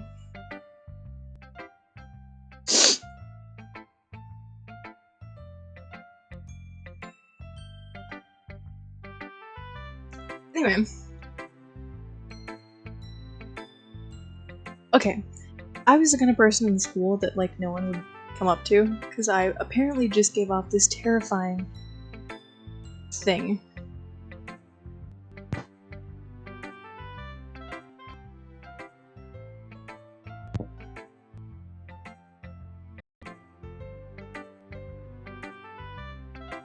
Can I just say that would be a funny ass stream though, if you got a bunch of fuckboys together? I was gonna say imagine you put... What's that fucking... There's a thing where there's a show where everyone's like on an island. Maybe it's not a show. It's something. But imagine putting like a bunch of fuckboys on an island. This is the new show on HBO. Imagine putting like a whole bunch of fuckboys. And then just one chick that's secretly lesbian.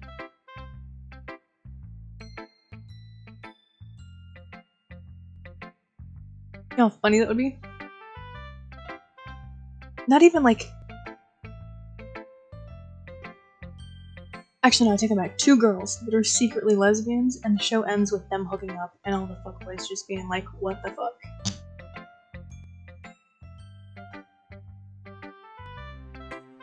I'm saying that'd be the smart idea.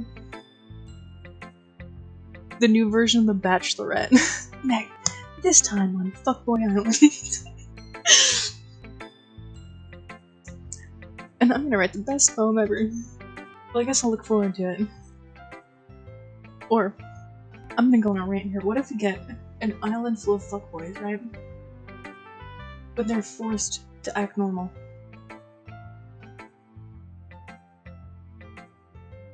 Could you imagine watching them try? We need Fuckboy Island, and we need Simp Island.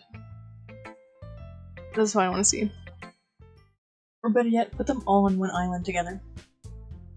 I guess that's it, everyone. I glance around the room. That was a little more stressful than I anticipated. It's as if everyone is judging me for my mediocre writing abilities. Even if they're just being nice, there's no way my poems can stand up to theirs. I mean, the one literally wrote, like fucking monkeys can climb. I think you can do a little bit better than that. This is a literature club, after all. I sigh. I guess that's what I end up getting myself into. A cult. Welcome to the cult. I was about to say I should start a cult, but... Across the room, Sayori and Monica are happily chatting. My eyes land on Yuri and Natsuki. They're gingerly exchanging sheets of paper, sharing their respective poems. As if reading in tandem, I watch each of them, their expressions change. Natsuki's eyebrows furrow with frustration. Meanwhile, Yuri smiles sadly. This poem's shit.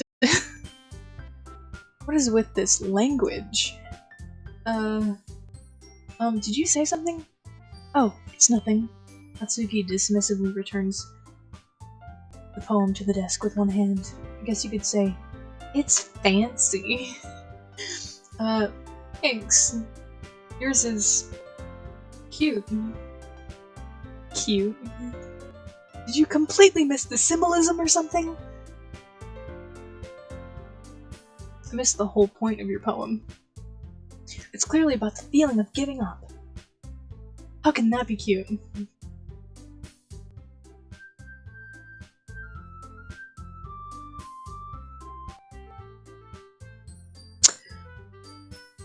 I'm not gonna say what I was gonna. I'm not gonna say what I was thinking. I know that. I just meant the language, I guess. I was trying to say something nice. You mean you have to try that hard to come up with something nice to say? Yes, I do. Thanks, but it really didn't come out nice at all. I do have a couple suggestions. Maybe you get better at writing.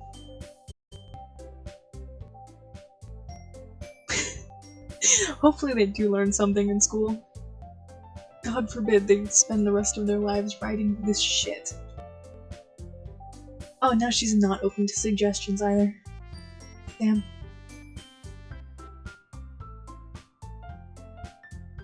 As if I was looking for suggestions, I would have asked someone who actually liked it. Bro, she's just trying to give you constructive criticism. Which people did, by the way. Sayori liked it. She was just being nice. I never said I liked it. So based on that, I'll gladly give you some suggestions of my own. First of all, excuse me? I appreciate the offer, but I've spent a long time establishing my writing style. Hats off to her for not taking her shit. I don't expect it to change anytime soon, unless of course I come across something particularly inspiring. Which I haven't yet, and that inspiring thing is not going to be you. And Steve liked my poem too, you know. I only liked it because I thought you were cute.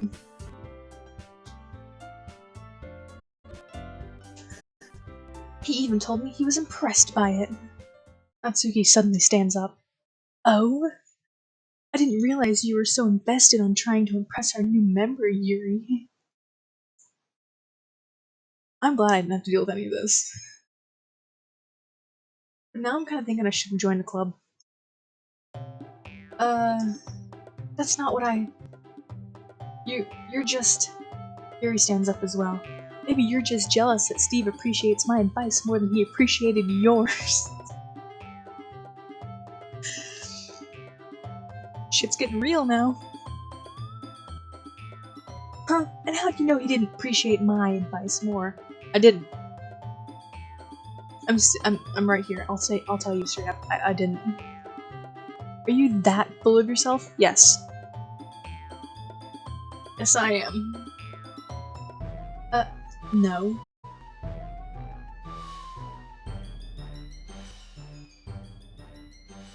If there's one thing I can count on women to hate each other.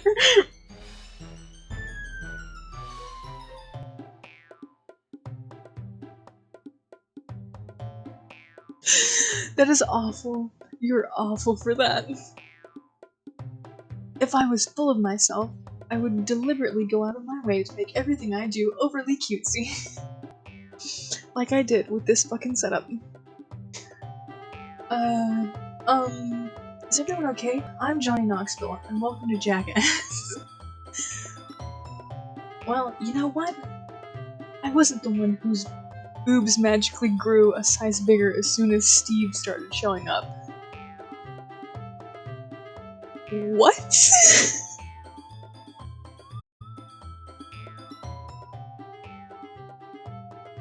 Excuse me, what? What are you trying to imply? Natsuki! Natsuki, that's a little... This doesn't involve you. I don't like fighting, guys. Suddenly both girls turned towards me as if they just noticed I was standing there. Steve! She's just trying to make me look bad. That's not true. She started it. You both have issues, let's just leave it at that. If she could get over herself and learn to appreciate that simple writing would be more effective, this wouldn't have happened in the first place. What's the point of making your poems all convoluted for no reason?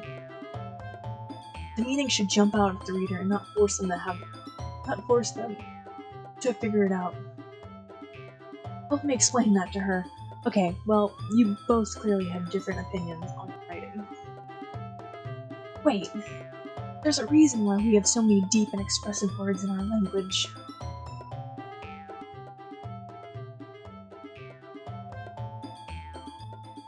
Fair enough, though.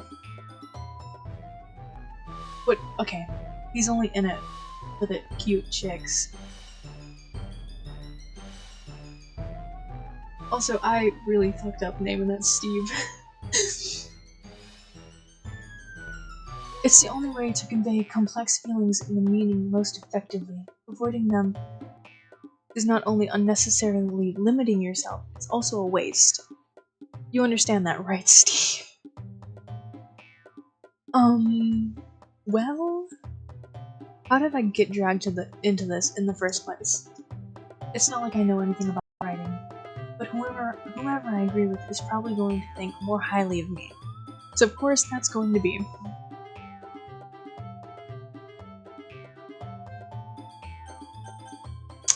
I'm going with my girl Yuri. Natsuki. You're right that I liked your poem. See? Wait, that's not an excuse for you to be so mean. You shouldn't pick a fight just because someone's opinion is different. That's what I'm saying. Everyone's entitled to their own opinion, even if yours was shit. That's not what happened at all. It literally was. I was standing right here. Yuri wouldn't even take my poem seriously. I didn't take it seriously either, so I'm still on her side. I understand. Yuri? You're a seriously talented writer. It's no secret that I was impressed. Well, that's trying to shoot my shot. But here's the thing. No matter how simple or refined someone's writing style is, you're still putting feelings into it and it becomes something really personal. That is why Natsuki felt threatened when you said her poem was shit. I mean cute. I see. He's in it because he's probably a shrimp little guy with a natural curiosity about what women want. Unfortunately, he has yet to learn that since women are indescribable and speak in lyrisms that will be problematic understanding anything other than the intense and subtle hatred they have for everything not following the implied order to watch things are supposed to happen according to each woman. What the? You really just had me read an entire paragraph of shit I don't understand. Great. I didn't notice that. I'm sorry. If you think about it though, these...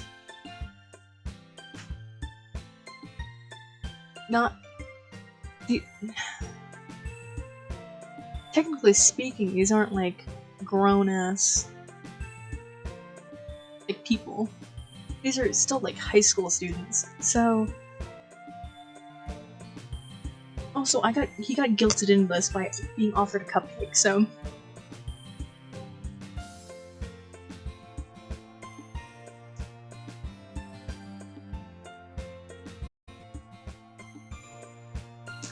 I mean, not necessarily in this case. I mean, yeah, he is dumb, but because he joined a literature club based on a cupcake. But the problem is all of the girls are trying to impress him here, but they're trying to do it in different ways. So like one is like putting everyone else down. Yuri means well, and if you told her how you felt, then this wouldn't have happened in the first place. Are you kidding me? That's exactly what I did. It was her that... Natsuki, I think that's enough. Yes, Monica. Split them up. You both said some things that you didn't mean. Yuri apologized. Don't you think you should too? Natsuki clenches her fists. In the end, nobody has taken her side. She's trapped at this point, being defiant only because she can't handle the pressure. I end up even feeling bad for her. I mean, I really don't, but okay. I'm just saying. Sometimes when I'm hurt...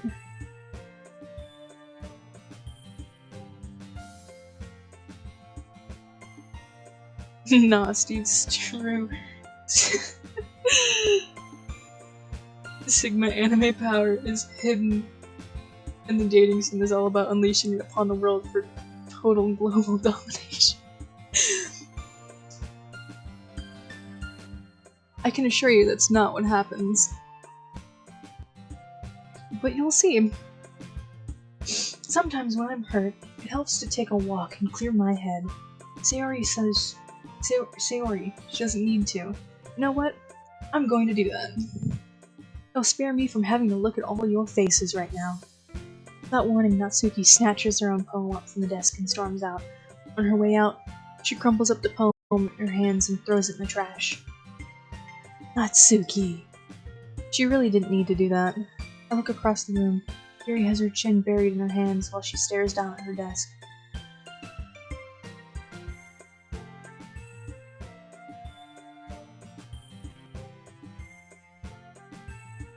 You see, this might look like a cute game to you, but I can assure you it gets really fucking dark really fast. I gingerly approach her and sit in an adjacent chair. Sigh. Everything alright? I'm so embarrassed. Gee, I wonder why. I can't believe I acted like that. I probably hate you now. I could never hate you. No, Yuri.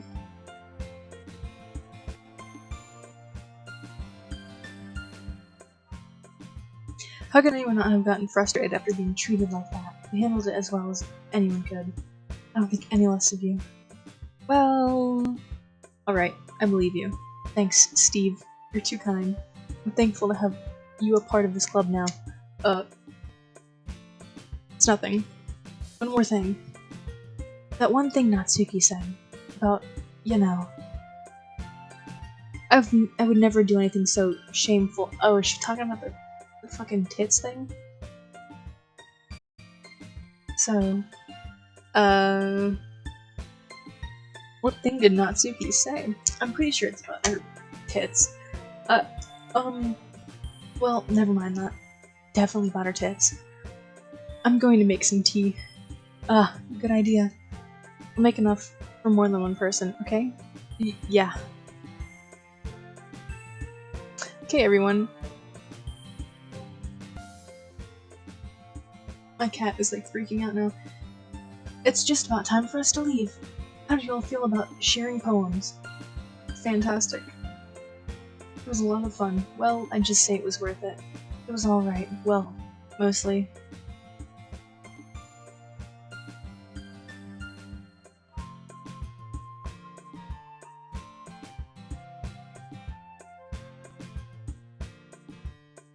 I hate that that's the word you used. Yeah, I'd say the same.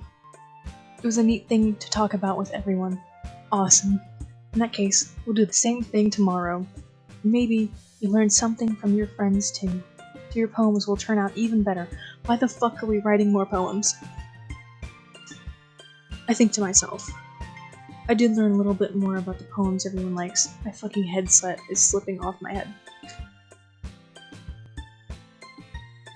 With any luck, it means I can at least do a better job impressing those I want to impress. I nod to myself with a newfound determination. Steve! Ready to walk home? Sure. Let's go! Sayori beams at me. It truly has been a while since Sayori and I have spent this much time together.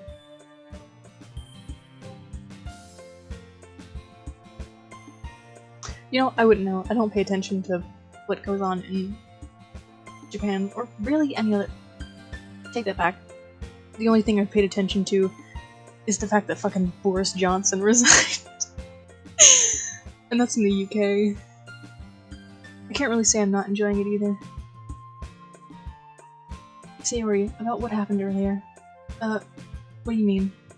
You know, between Yuri and Natsuki. Does that kind of thing happen often?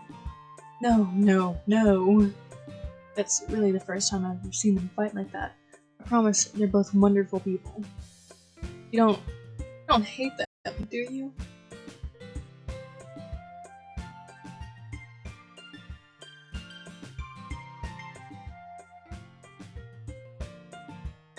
Cool, I guess. No, I don't hate them. Just wanted your opinion, that's all. I can see why they'd make good friends with you.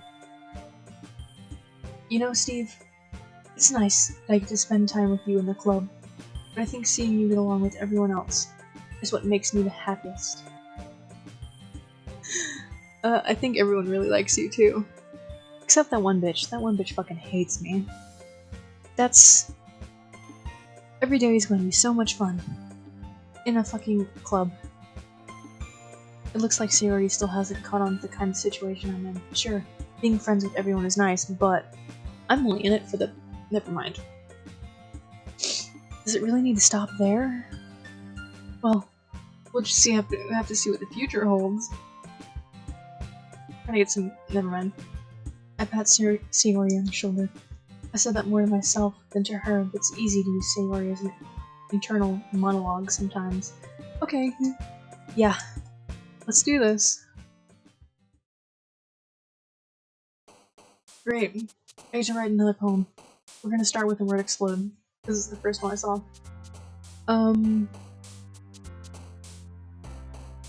Existence. Existence is pain. We'll go with variance. Vitality. Grief. Make the worst poem ever.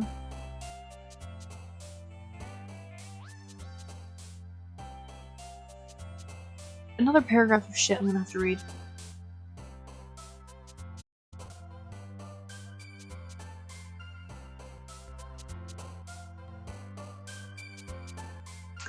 I see. Interesting. Romance. Fantasy. Oh, is that what the... I didn't realize those words... Whatever you picked. Oh. Do they just move on their own, or am I dumb? Massacre. Lust. Scars.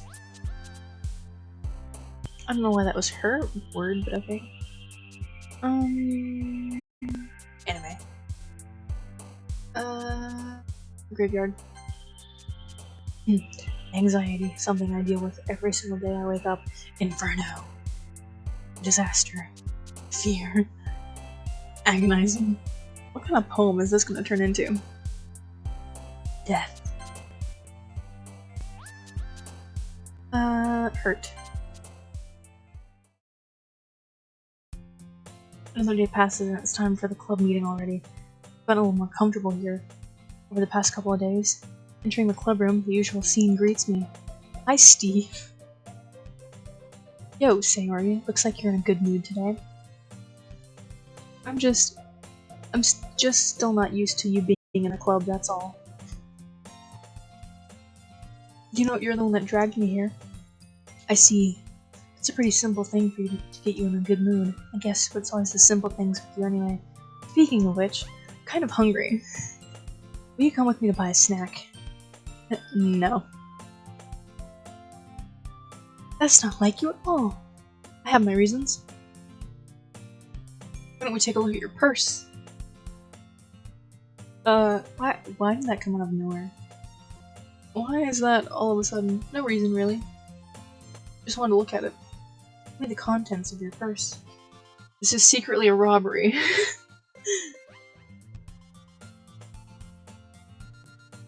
Sayori nervously retrieves her coin purse. She fumbles with the latch and gets it open.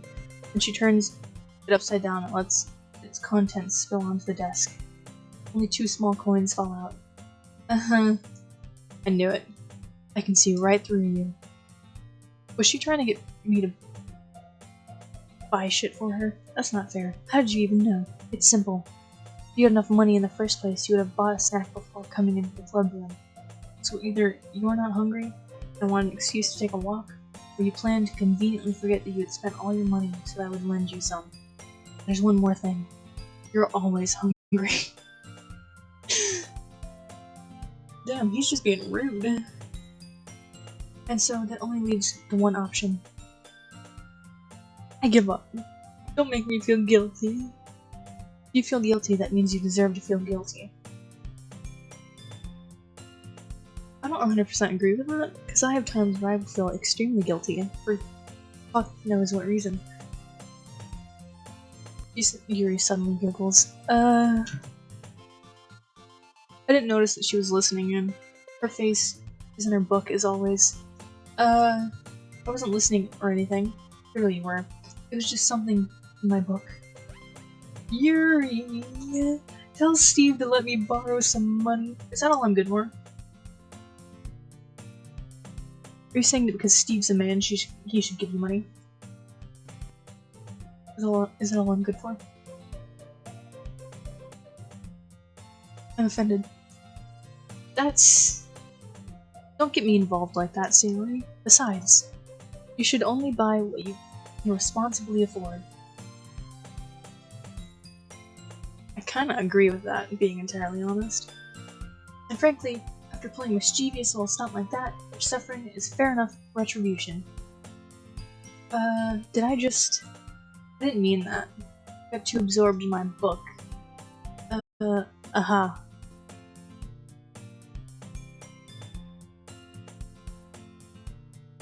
No, she's saying Steve's a pay pig, and then he is now a subturf. It's on Twitter.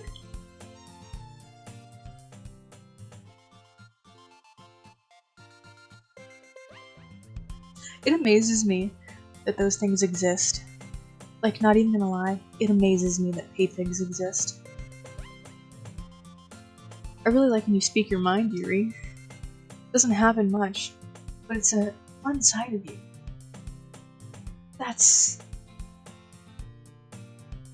There's no way you could think that. You were right, though. I did something bad. Now I have to accept the revolution. Retribution. That. Still, coming from you, Sayori. I guess there's a little devil inside all of us, isn't there? Don't let her fool you. Sayori knows exactly what she's doing. After all, she told you guys, bringing me to the club before she even told me.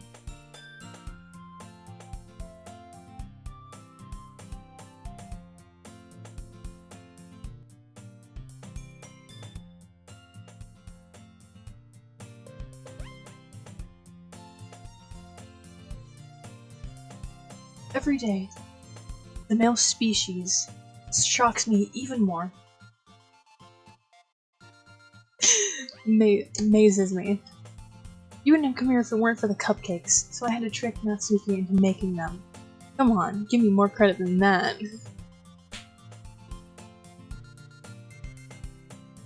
Who just smacked so? Out of nowhere, something smacks Sayori in the face and tumbles onto the desk. Ow! What was... a cookie? I mean, I knew that they were...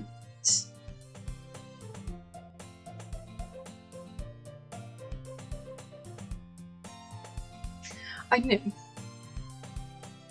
But it still amazes me, the lengths that some will go to.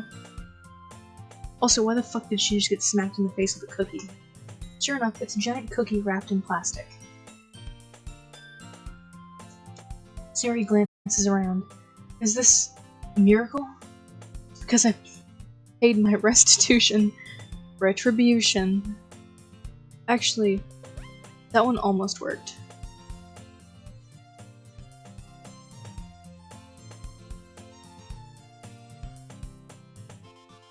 Did you mean Intel?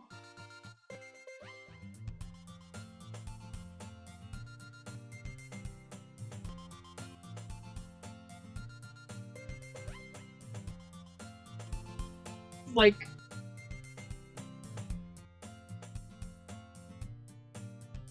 Oh, is it really?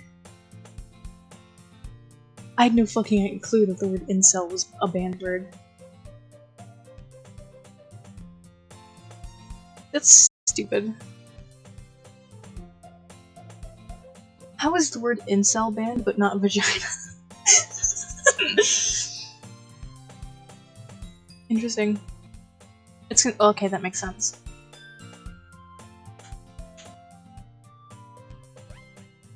Shit, watch me get banned now for saying it. Actually, that one almost worked. I was just gonna give it. I don't think I'll get banned for that. I've seen people use that word in streams before. But then I heard you blab about the cupcakes. It was totally worth seeing your reaction though. Natsuki, that's so nice of you. I'm so happy. Sayori hugs the cookie. Jeez, just eat it. Sayori rapidly tears open the wrapper and takes a big bite. So good. Sayori suddenly clasps her hands over her mouth. I bit my tongue. You're going through a lot over just one cookie. Natsuki takes a bite of her own cookie. Yours looks really good too. Can I try it? Yeah, give me your fucking cookie, bitch. Jeez, beggars can't be choosers. Yours is chocolate. Yeah, why do you think I gave you that one? Fair fucking enough. Fine. Still, I'm really happy that you shared this one with me. All this over a cookie. Sayori gets out of her seat and goes behind Natsuki, then wraps her arms around her.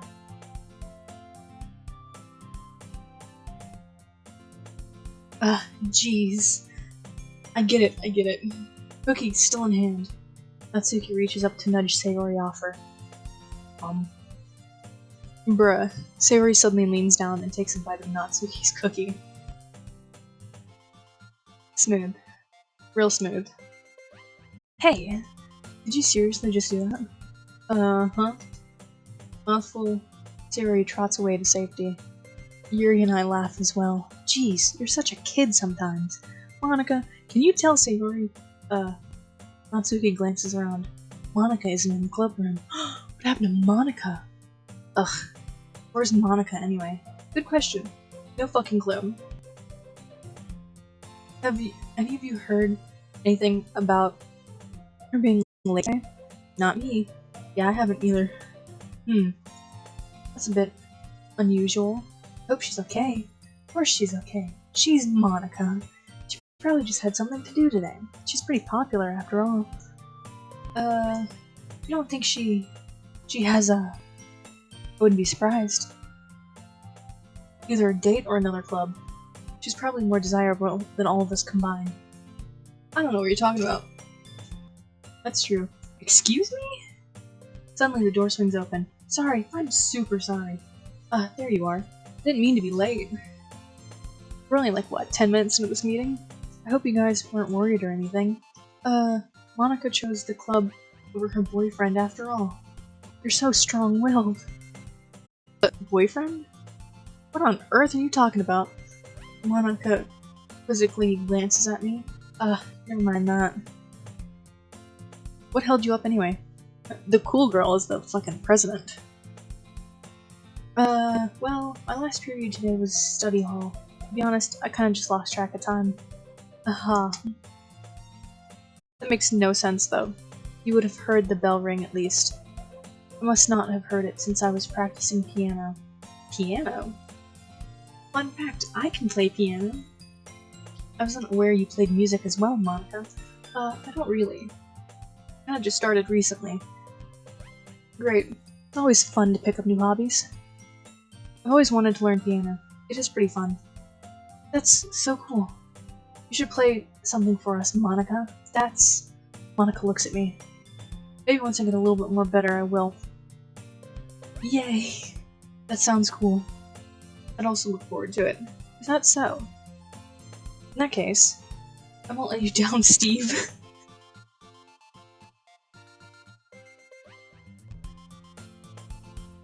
I mean, honestly, it would. I agree with you. Monica smiles sweetly. I swear there's murder in this game. I didn't mean any pressure or anything like that. Don't worry. I've been practicing a whole lot recently, and I'd really love the chance to share once I'm ready. I see. In that case, best of luck. Thanks. So, I didn't miss anything, did I? No, not really. Just some bitch got hit in the face with a cookie. Got it. Chose to leave out Savory's mischievous escapade. I'm sure Natsuki will end up complaining it to her anyway. Looks like everyone has already settled down. Sayori somehow managed to finish her entire cookie. Yuri is back to her book, and Natsuki disappeared into the closet. What the fuck is this girl doing in the closet?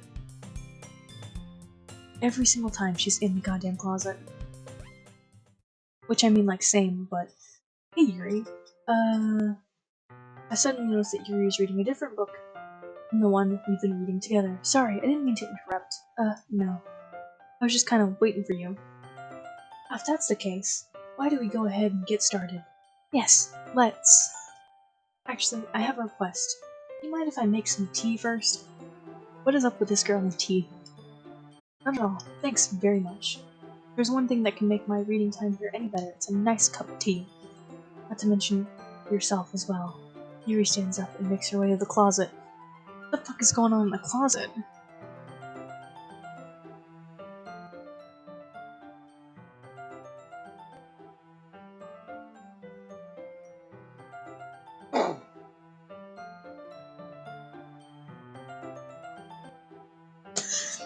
That would be a fucking awesome twist. That would... Anyway. I follow and watch as she retrieves a small water pitcher from the shelf. The kind with a filter inside. Can you hold this for a second? Sure. And drops it. Yuri hands me the water pitcher and also fetches an electric kettle. I'm going to plug this in the teacher's desk and then we'll go get some water. She walks past me and sets the kettle down on the teacher's desk. I simply watch her movement. To my surprise, the way she moves really contrasts her speaking mannerism, especially because of her long legs. Yuri appears elegant, methodical. Okay, I have the water pitcher? Thanks, I'll be right back. I might as well walk with you. Yeah, why not? Shall we go then? Yeah. Where are you two off to? Wouldn't you like to know, Monica? Yuri was gonna make some tea, so I suddenly realized how weird it sounds to explain this to Monica. Yeah, it is pretty fucking weird. So maybe just taking one of your people from your book club and doing God knows what. We're just filling the water pitcher. Oh, okay.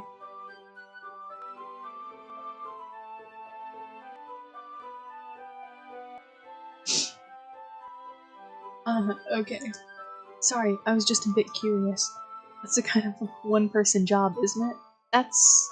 Monica, please mind your own business for once. Honestly, yeah, Monica. No one asked you to join this conversation.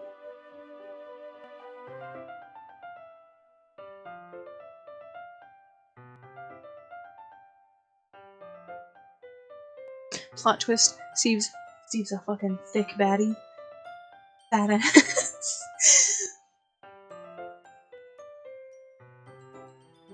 Or do you want to tell me there's something wrong with helping? I'm gonna fucking sneeze. Oh my god.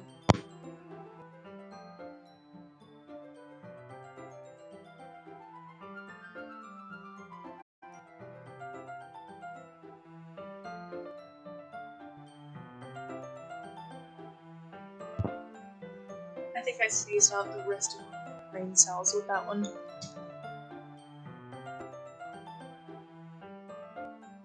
Oh my god. Or do you want to tell me there's something wrong with helping involve Steve in club activities? My mouth gapes. I suppose there's nothing wrong with that. Then let's go, Steve. Yuri quickly exits the room and I follow. Once in the hallway, she suddenly puts her forehead against the wall. I spoke without thinking. How could I say something like that? Yuri, something about the way she said that made me feel so irritated. What's wrong with me? No, Yuri, I think you did the right thing. I wasn't expecting it, but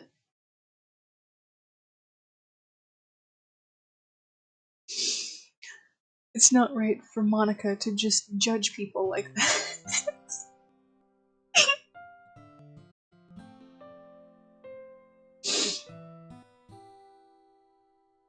I'm trying to keep my composure, but it is so difficult. How come even when I do something bad, you're being nice to me? Because he's a simp. Definition of a simp right there. Steve's a fucking simp.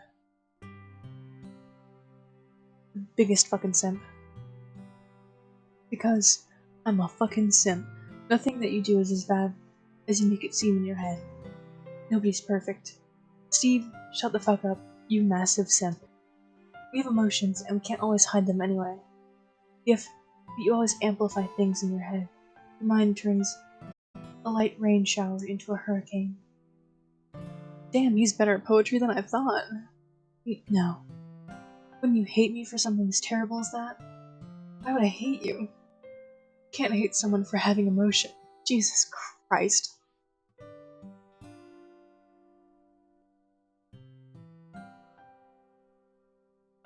I love how you felt the need to share that in someone's Twitch chat.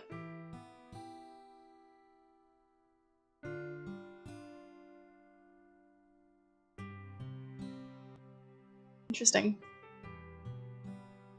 What kind of friend would do that? Friend, you say? Yuri lifts her head. Steve. I really like being friends with you. Thanks, Yuri. I like being friends with you too. I feel kind of awkward saying something like that. But I'm doing my best to help Yuri feel better. Anyway. Yeah. Shall we go? Yeah, we walked all the way out here for fucking water and having a conversation. Yuri and I walk to the nearest water fountain.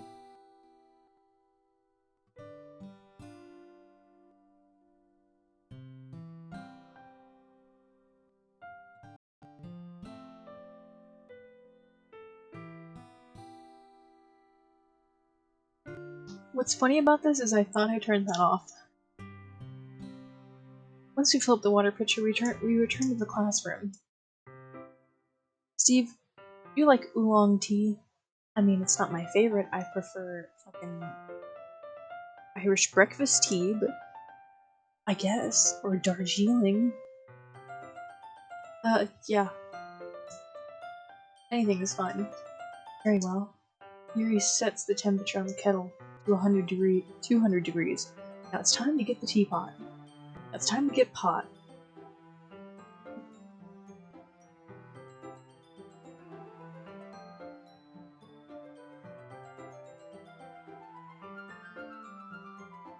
For the love of God.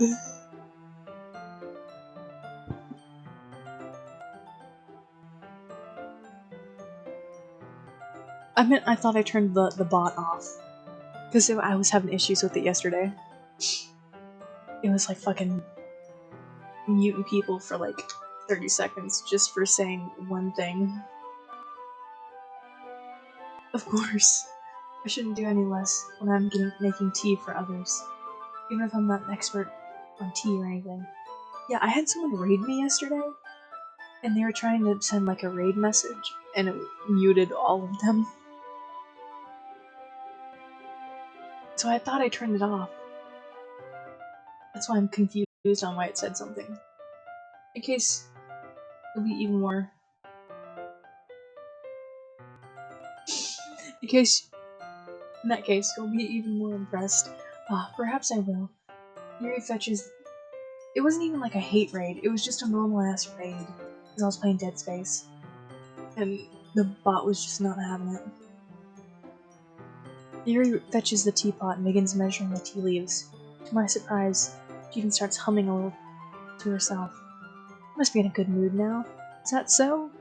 I was letting it show, and you noticed? I was doing a bit of thinking, and I decided I would try expressing myself a little bit more. Turns out, it's not very hard for me to do. It's you who's around anyway. Are you saying we're getting closer, Yuri?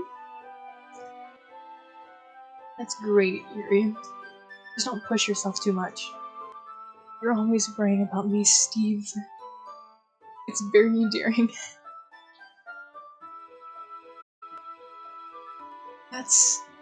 Yuri wasn't kidding. I don't even know if I can keep up with this. I watched Yuri pour a cup of tea for herself. Steve, I have another request. Do you mind if we sit on the floor today? Why's that? It's a little bit easier on my back.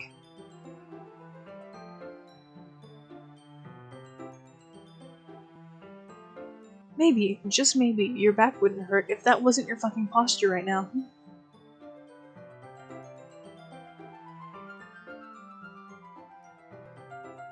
I can read with my back against the wall rather than— okay, that makes more sense. And bending over at my desk. Sorry, I didn't realize. I was just assuming something completely different. No worries. I just have back pain fairly regularly, so I do my best to manage it. Me fucking too. That's so. I wonder why that is. Couldn't possibly be the massive— it's most likely because of my, your titties.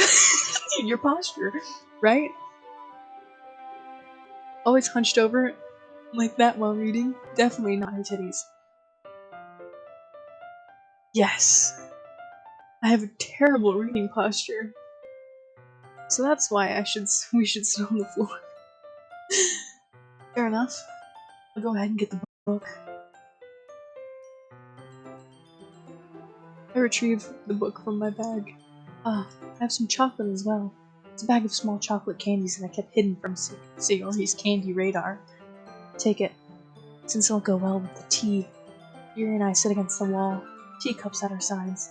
As if in sync, we assume the same reading position as last time, each holding on to half of the book. Except this time, our bodies are even closer to each other. Can't see too well. Yuri slides closer until our shoulders are touching. God, at this point, just pull the fucking put your arm around your shoulder bullshit. God. How am I supposed to focus reading like this? Steve has clearly never had a girlfriend. Yuri is always kind of cute, but she's being less apprehensive. It's almost more than I can handle. Your teacup.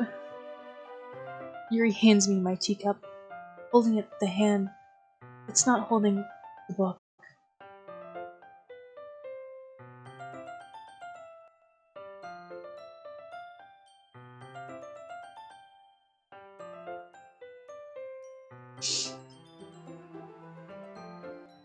You know what I hate though? I hate the reversed version of that. Because I'm relatively— okay. I'm average height for females. I'm 5'4". But all of my like male friends are tall as fuck, so pulling the whole like putting something over my head to the point where I can't reach it thing makes me so fucking mad. And I just realized—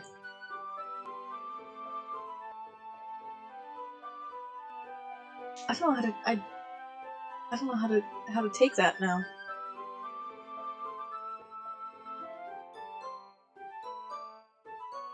Carrying on before I have question all of the things any of my friends have done. Because now I need to worry about making sure I don't accidentally touch her chest. Jesus Christ. Meanwhile, Yuri hasn't noticed a single thing. She wears her intense reading expression. I can only presume the world around her has faded away. I used all of my willpower to focus on reading. After a few minutes, I finally managed to relax a little, put the teacup between my legs, and fumble with the chocolate wrapper. Sorry. I briefly let go of the book, finish opening the wrapper.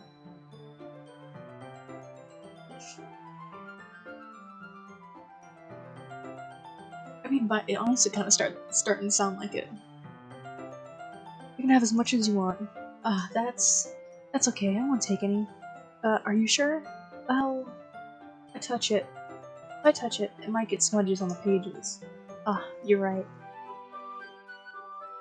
He's gonna feed her chocolate. I'm putting that bet now that he's gonna feed her chocolate. I didn't even think about that. My bad. No need to apologize. Hold on to the book, okay? Sure? Of course. Maybe it's not gonna end with him feeding her chocolate. Yuri opens the book with both hands. She holds it up so that I don't have any... I suck at reading. She holds it so that I don't have any harder of a time reading from it. But as a result, my left arm is practically resting on top of my leg. Wow. Well, in that case, Yuri's already totally focused on reading again. I take the chocolate and pop it into my mouth. Then I take another chocolate and I hold it up to... Fucking called it. I fucking called it. Hold up to Yuri. She doesn't even look away from the book. She simply parts her lips as if this situation is something completely natural. I think I'd get more action from a documentary on penguins mating at this point. Fun fact about penguins. Gay penguins will steal eggs and raise them themselves. They will steal eggs from another couple and raise it as their own. But that means I can't stop here. I apprehensively place the chocolate in her mouth. Just like that, Yuri closes her lips over it. Yuri's expression suddenly breaks. Did I just... Yuri looks at me like she needed to confirm what just happened. Steve? Sorry. I guess I shouldn't have done that. Well, you were just helping. That's something that friends do.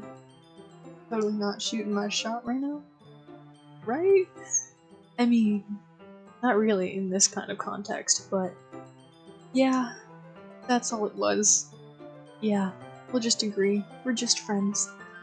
Then, you don't need to stop or anything. I see. The situation has gotten really tense. Yuri tries to return the book.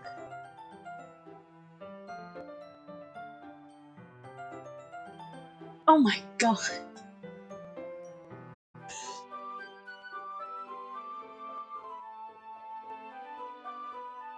That's gross. But did you see there's some kind of thing where a fucking dolphin fell in love with its caretaker and was trying to fuck her?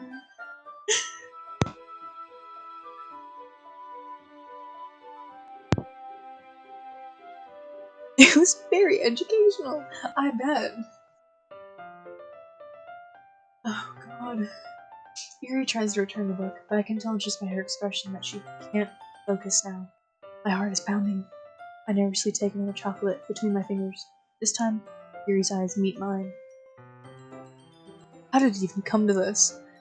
That is why I tell myself every time I start streaming. Yuri doesn't avert her gaze. I notice her chest rising and falling to the rhythm of her breaths. That's kinda what happens when you breathe.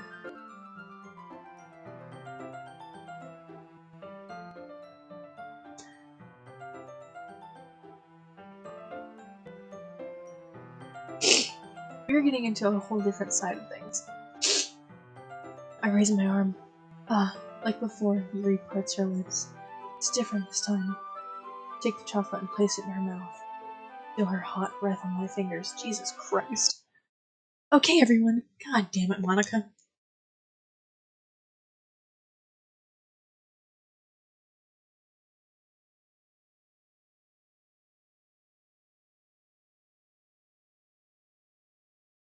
I mean, fair enough. Yuri jolts back. It's time to share poems. Again? With the fucking poems? Steve, can you help? Yeah, whatever. Yeah, of course. Okay, thanks. The spell is abruptly broken. I'll take care of the cups. Yeah. Harry picks up the teacups from the floor. I pick up the bag of chocolates. In the end, we hastily clean up, without so much as a word between us. I get the feeling this is something neither of us will have the courage to bring up.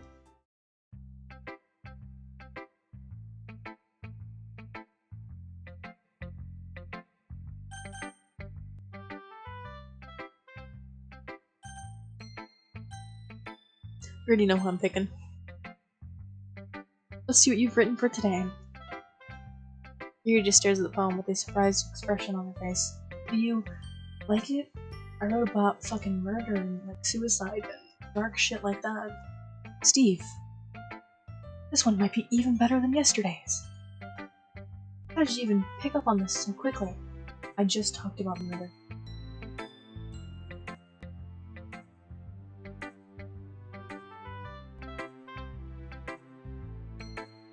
Just yesterday I was telling you the kind of techniques worth practicing. Maybe that's why. You did a good job explaining. God, he really just is a fucking simp, bro. God damn.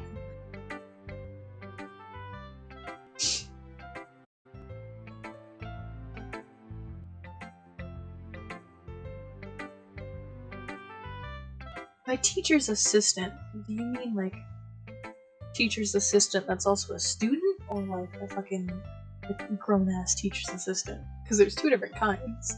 I really wanted to try giving it more imagery. Very visibly swallows.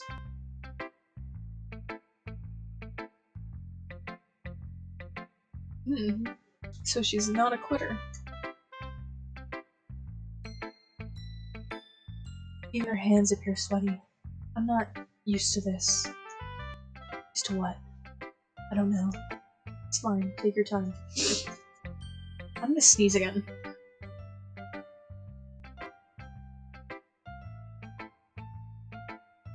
Maybe not.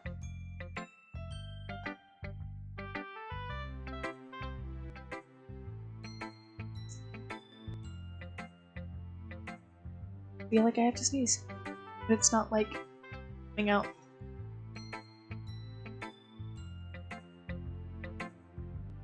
I also hated dating in high school. It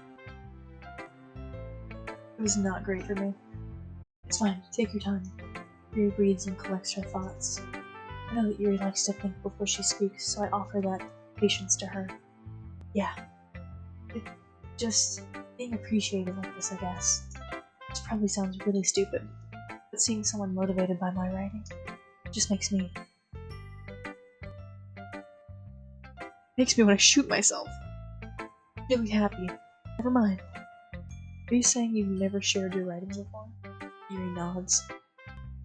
God, she won't even show me the smut she writes on the weekends. That'd be more interesting than this. Really? I don't believe it. I really only write for myself. Smut. And besides, people would just laugh at me. Really think that? Again, Yuri nods.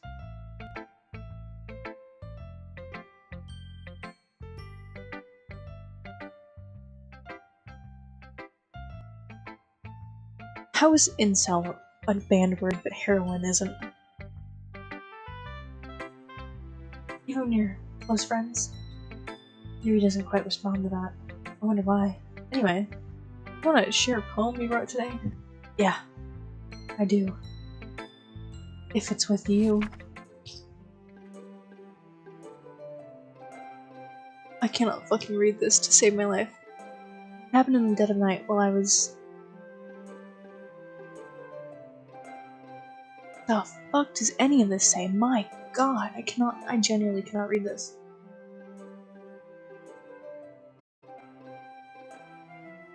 I'm not reading this. I literally fucking can't. I was a little more daring with this one than yesterday's. You can see that, I guess. It's also a lot more metaphorical. I don't know if it's my fault, but I can't begin to imagine what this poem is about. That's right. It's a bit closer to my preferred writing style, using the poem as canvas to express vivid imagery and conveying emotions through them. Yeah, if I take it at face value, then I can even figure out what it's supposed to mean. Well, I think that's something different people can relate to now. I wanted to express the way it feels for me to indulge in my more unusual hobbies. What are your unusual hobbies? It's those sorts of things I'm usually forced to keep to myself. What the fuck are you doing with your unusual hobbies? So sometimes I enjoy writing about them. Why do you keep them to yourself? Because they're fucking weird. They're embarrassing. Like her smut fanfictions that she writes. People would make fun of me. Don't you have anything like that, Steve? Can't say I do. Well, I guess I do. Apparently he does. I feel like everyone has a little something like that. Best we can do is respect each other and our individualities, even if it's difficult sometimes. Sometimes things make us uncomfortable. After all, if I hadn't learned to embrace my own weirdness, I would probably hate myself. Joke's on you. I still hate myself. I might be ranting a little bit now, but I'm glad that you are a good listener. You're good at a lot of things. Want to find out what else I'm good at? Just writing, listening, many other things. You really took out the time to type out all that.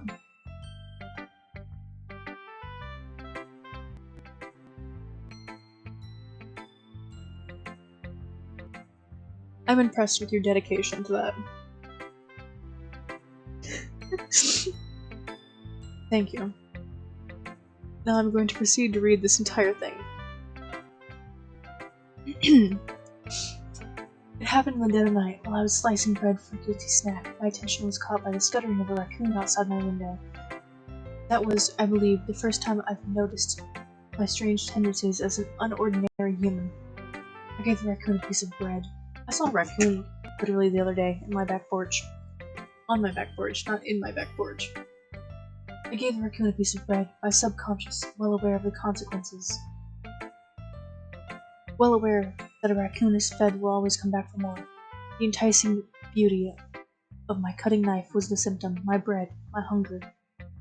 My hungry curiosity, the raccoon, an urge. The moon increments its phase and reflects that much more light off of my cutting knife. Very same light that glistens in the eyes of my raccoon friend. I slice the bread, fresh and soft. The raccoon becomes excited, or perhaps I'm merely projecting my emotions onto the newly satisfied animal. The raccoon has taken to following me. The raccoon, you could say that we've gotten quite used to each other. The raccoon becomes hungry more and more frequently, so my bread is always handy. Every time I brandish my cutting knife, it shows me its excitement, rush of blood. Classic Pavlovian conditioning. I slice the bread and feed myself again. Thank you for taking the time to actually type all out. Dedication. There aren't many people like you, Steve. That's exaggerating a little bit. It's just how I feel. I never thought I would feel so comfortable sharing my writing, but now I almost feel like I look forward to it. It's just a really nice feeling. And you're to thank for that. It's nothing really. She smiles sincerely at me. Just for a moment, her timidness seems to disappear. I'm stopping this here because I'm so fucking tired of how boring this is. God.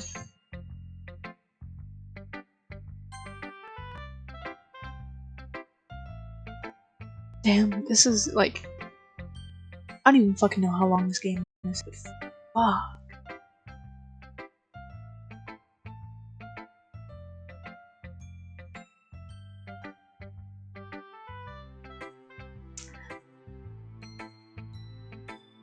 Someone does, but I don't know if it's her. That's the thing. don't know if it's her that, you know. Maybe. Possibly. One of them does. I don't fucking know who, though. But we won't find out right now, because I'm done with this, so...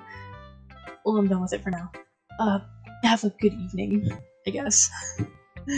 Or morning, wherever the fuck it is. It's like, what, 2? Yeah, it's 2 a.m. for me. Goddamn. Anyway, have a good evening.